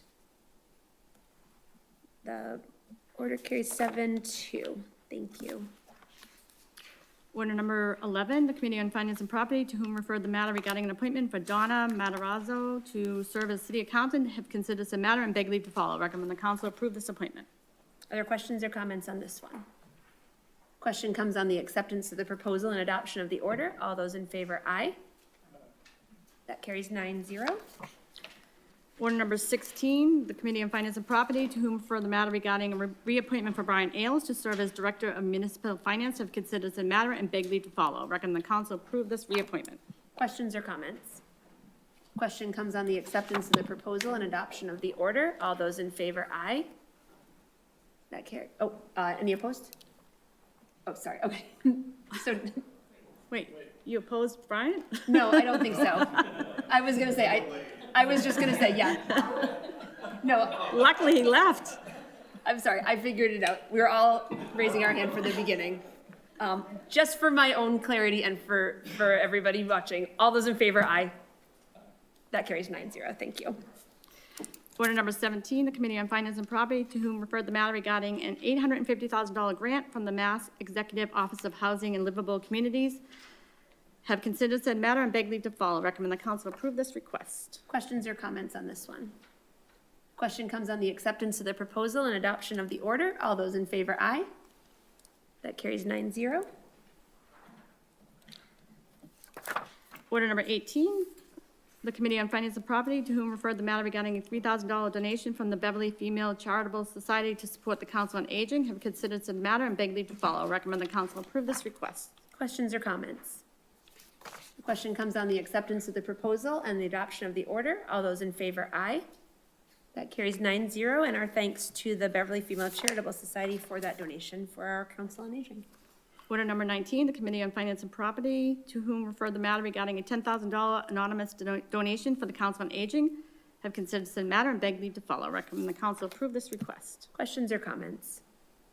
Question comes on the acceptance of the proposal and adoption of the order. All those in favor, aye. That carries 9-0, and thanks to that donor if they are following along for that generous gift. Order number 20, the Committee on Finance and Property, to whom referred the matter regarding a $163,964 911 EOPSS OGR support and incentive grant, have considered said matter and beg leave to follow. Recommend the council approve this request. Questions or comments?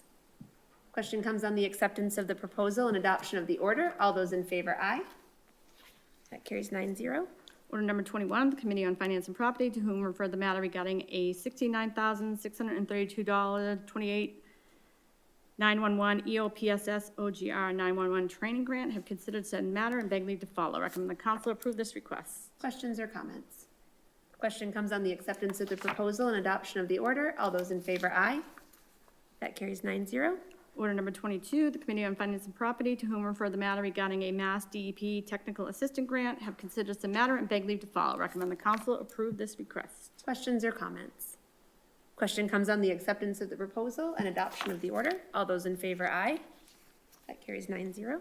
Order number 23, the Committee on Finance and Property, to whom refer the matter regarding a 2,500 Mass Executive Office of Labor and Workforce Development and Education Grant, have considered said matter. Recommend the council approve the request. Questions or comments?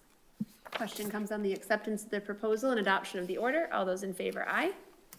That carries 9-0. Order number 24, the Committee on Finance and Property, to whom refer the matter regarding a Mass Tech Collaborative Mass Broadband Institute Connected and Online Grant, have considered said matter and beg leave to follow. Recommend the council approve this request. Questions or comments? Question comes on the acceptance of the proposal and adoption of the order. All those in favor, aye. That carries 9-0. Order number 25, the Committee on Finance and Property, to whom refer the matter regarding a $15,000 Mass Cultural Council District Investment Grant, have considered said matter and beg leave to follow. Recommend the council approve this request. Questions or comments? Question comes on the acceptance of the proposal and adoption of the order. All those in favor, aye. That carries 9-0.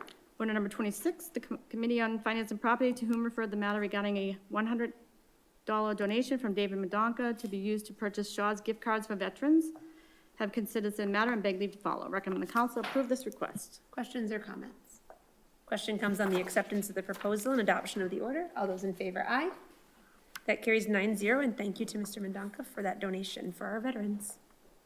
Order number 27, the Committee on Finance and Property, to whom referred the matter regarding a $550,000 Seaport Economic Council grant for commercial hoist pier reconstruction, have considered said matter and beg leave to follow.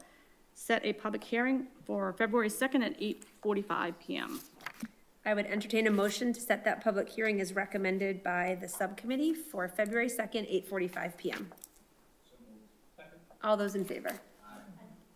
Thank you. So we'll set that public hearing. That carries 9-0. We'll set that for our February 2nd meeting, and it'll be at 8:45 p.m. Order number 32, the Committee on Finance and Property, to whom referred the matter regarding a $50 donation from John Lindahl in memory of Daniel Beecher, the owner of North Shore Carpet, to support the Beverly Police Department, have considered said matter and beg leave to follow. Recommend the council approve this request. Questions or comments? Question comes on the acceptance of the proposal and adoption of the order. All those in favor, aye. That carries 9-0, and thank you to Mr. Lindahl for that donation as well. Order number 43, the Committee on Finance and Property, to whom refer the matter regarding a proposal to create a temporary special committee to explore options for addressing the looming 2027 forecasted budget deficit, have considered said matter and beg leave to follow. Send it to Legal Affairs. Thank you very much. This is basically just moving from one subcommittee to the next, so Legal Affairs, you will have order 43 to be able to take up at the next meeting. No vote. I think I can just refer it there. Right? Yeah. Order 33, the Committee on Legal Affairs, to refer the matter regarding a renewal application for taxi delivery license for Tri-City Services, have considered said matter and beg leave to follow. Recommend the license be granted. There are questions or comments on this one? Question comes on the acceptance of the proposal and adoption of the order. All those in favor, aye. That carries 9-0. Order number 34, the Committee on Legal Affairs, to whom referred the matter regarding a renewal application for a Class 2 motor vehicle dealer license for AJ's Mobile Detailing at 453 Rear Renewal Street, have considered said matter and beg leave to follow. Recommend the license be granted. Questions or comments? Question comes on the acceptance of the proposal and adoption of the order. All those in favor, aye. That carries 9-0. Order number 35, the Committee on Legal Affairs, to whom referred the matter regarding a renewal application for a Class 2 motor vehicle dealer license for American Petroleum at 586 Cabot Street, have considered said matter and beg leave to follow. Recommend the council approve this license. Questions or comments? Question comes on the acceptance of the proposal and adoption of the order. All those in favor, aye. That carries 9-0. Order number 36, the Committee on Legal Affairs, to whom referred the matter regarding a renewal application for a Class 2 motor vehicle dealer license for Brito Corp. DBA Autodyne at 810 Rear Road Ave, have considered said matter and beg leave to follow. Recommend the license be granted. Questions or comments? Question comes on the acceptance of the proposal and adoption of the order. All those in favor, aye. That carries 9-0. Order number 39, the Committee on Legal Affairs, to whom referred the matter regarding a renewal application for a hawkers and peddlers license for George Sampson at 22 Federal Street, have considered said matter and beg leave to follow. Recommend the license be granted. Questions or comments? Question comes on the acceptance of the proposal and adoption of the order. All those in favor, aye. That carries 9-0. Order 41, the Committee on Legal Affairs, to whom referred the matter regarding a new application for a taxi livery license for Bass River Day Activity Program, 437 Essex Street, have considered said matter and beg leave to follow. Recommend the license be granted. Questions or comments? Question comes on the acceptance of the proposal and adoption of the order. All those in favor, aye. That carries 9-0. Order number 42, the Committee on Legal Affairs, to whom referred the matter regarding a proposal to create a COVID memorial subcommittee, have considered said matter and beg leave to follow. Recommend the council approve this request. Are there questions or comments on this one?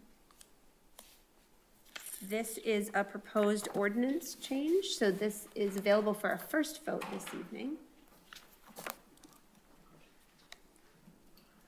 Or Solicitor Oldmixon has something to say about it. I believe this is intended to be a proposed order, not an ordinance change, based on discussion in the subcommittee and Okay. with Mr. Milady. If I'm wrong, I'm happy to go through the procedure for that, but, No, you're right. okay. I say if that was the discussion in the subcommittee and that, then that is, Thank works for me. Thank you very much. In that case, are there questions or comments? And the question comes on the acceptance of the proposal and adoption of the order. All those in favor, aye. That carries 9-0. Order number 44, the Committee on Legal Affairs, to whom referred the matter regarding approve a conservation restriction to the Essex County Greenbelt Association on land owned by the City of Beverly, 14 and 34 Simon, have considered said matter and beg leave to follow. Recommend the council approve this request. Questions or comments? Question comes on the acceptance of the proposal and adoption of the order. All those in favor, aye. That carries 9-0. Order number 12, the Committee on Public Services, to whom referred the matter regarding an appointment for John Reynolds to serve on the Veterans Advisory Committee, have considered said matter and beg leave to follow. The council approves this appointment. Questions or comments? Question comes on the acceptance of the proposal and adoption of the order. All those in favor, aye. That carries 9-0. Order number 13, the Committee on Public Services, to whom was referred the matter regarding a reappointment for Joanne Panazio to serve on the trustees of the Board of Public Library, have considered said matter and beg leave to follow. Recommend the council approve this reappointment. Questions or comments?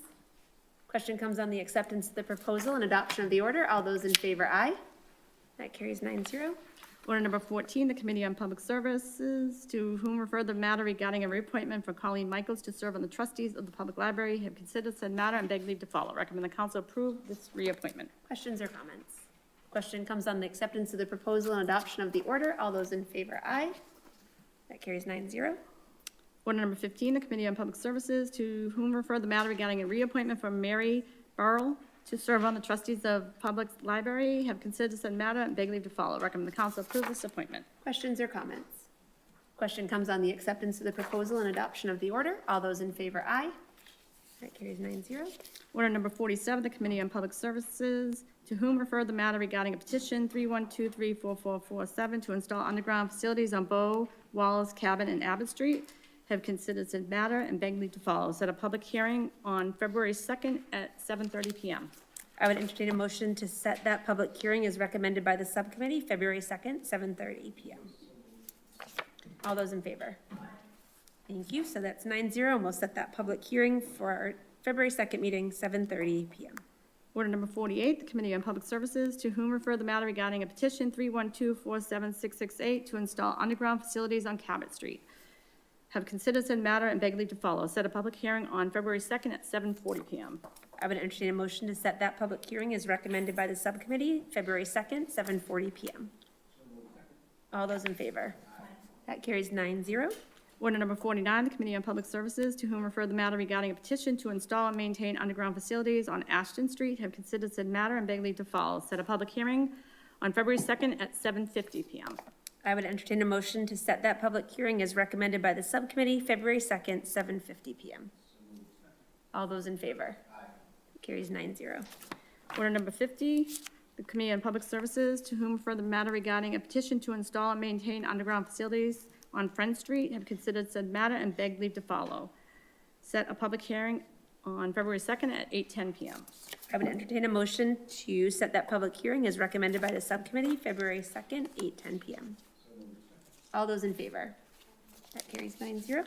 Order number 51, the Committee on Public Services, to whom refer the matter regarding a petition to install and maintain underground facilities on East Street, have considered said matter, beg leave to follow. Set public hearing February 2nd at 8:30 PM. I would entertain a motion to set that public hearing as recommended by the subcommittee, February 2nd, 8:30 PM. All those in favor? That carries 9-0. Thank you very much, Ms. Kent. And so that brings us to the end of our agenda for this evening. That was a very full agenda to start off the term. Thank you to everybody who joined us here in council chambers. Thank you to city staff. Thank you to members of the public who came and spoke, listened, and engaged.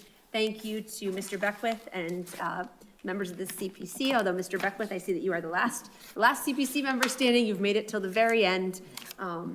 Thank you for the discussion and conversation among councilors.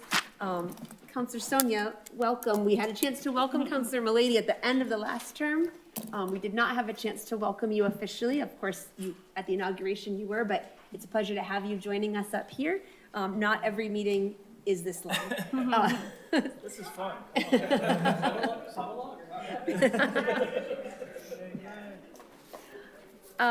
Thank you, of course, to Kim in the BevCam booth for keeping our meeting accessible and available to everyone, whether they were able to be here with us or not.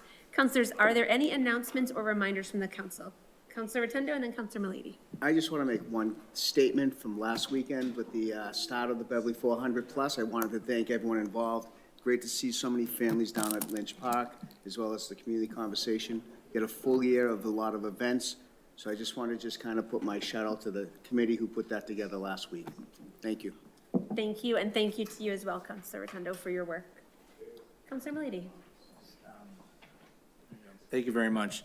On November 28th, the Beverly Youth Lacrosse Program and Beverly Youth Football lost a supporter and a parent named Russ Gordon. And this upcoming Saturday, the 24th at 4 o'clock at Intercycle, they're doing a fundraiser for Russ's son, Bradley, and his mom, Christina. If anybody is interested or available in giving a financial donation to them, it'd be greatly appreciated. Thank you. Thank you very much, Councilor. Are there other announcements or reminders from the council? All right. Well, as we heard, our next regular meeting is February 2nd. We did just set a number of public hearings. We also do have a presentation scheduled from the Beverly Human Rights Committee, so we'll get to hear from them about their work and have a chance to ask some questions if you have them. And with that, I would entertain a motion to adjourn. All those in favor? Thank you very much. We're adjourned. Good night, everyone. Thank you.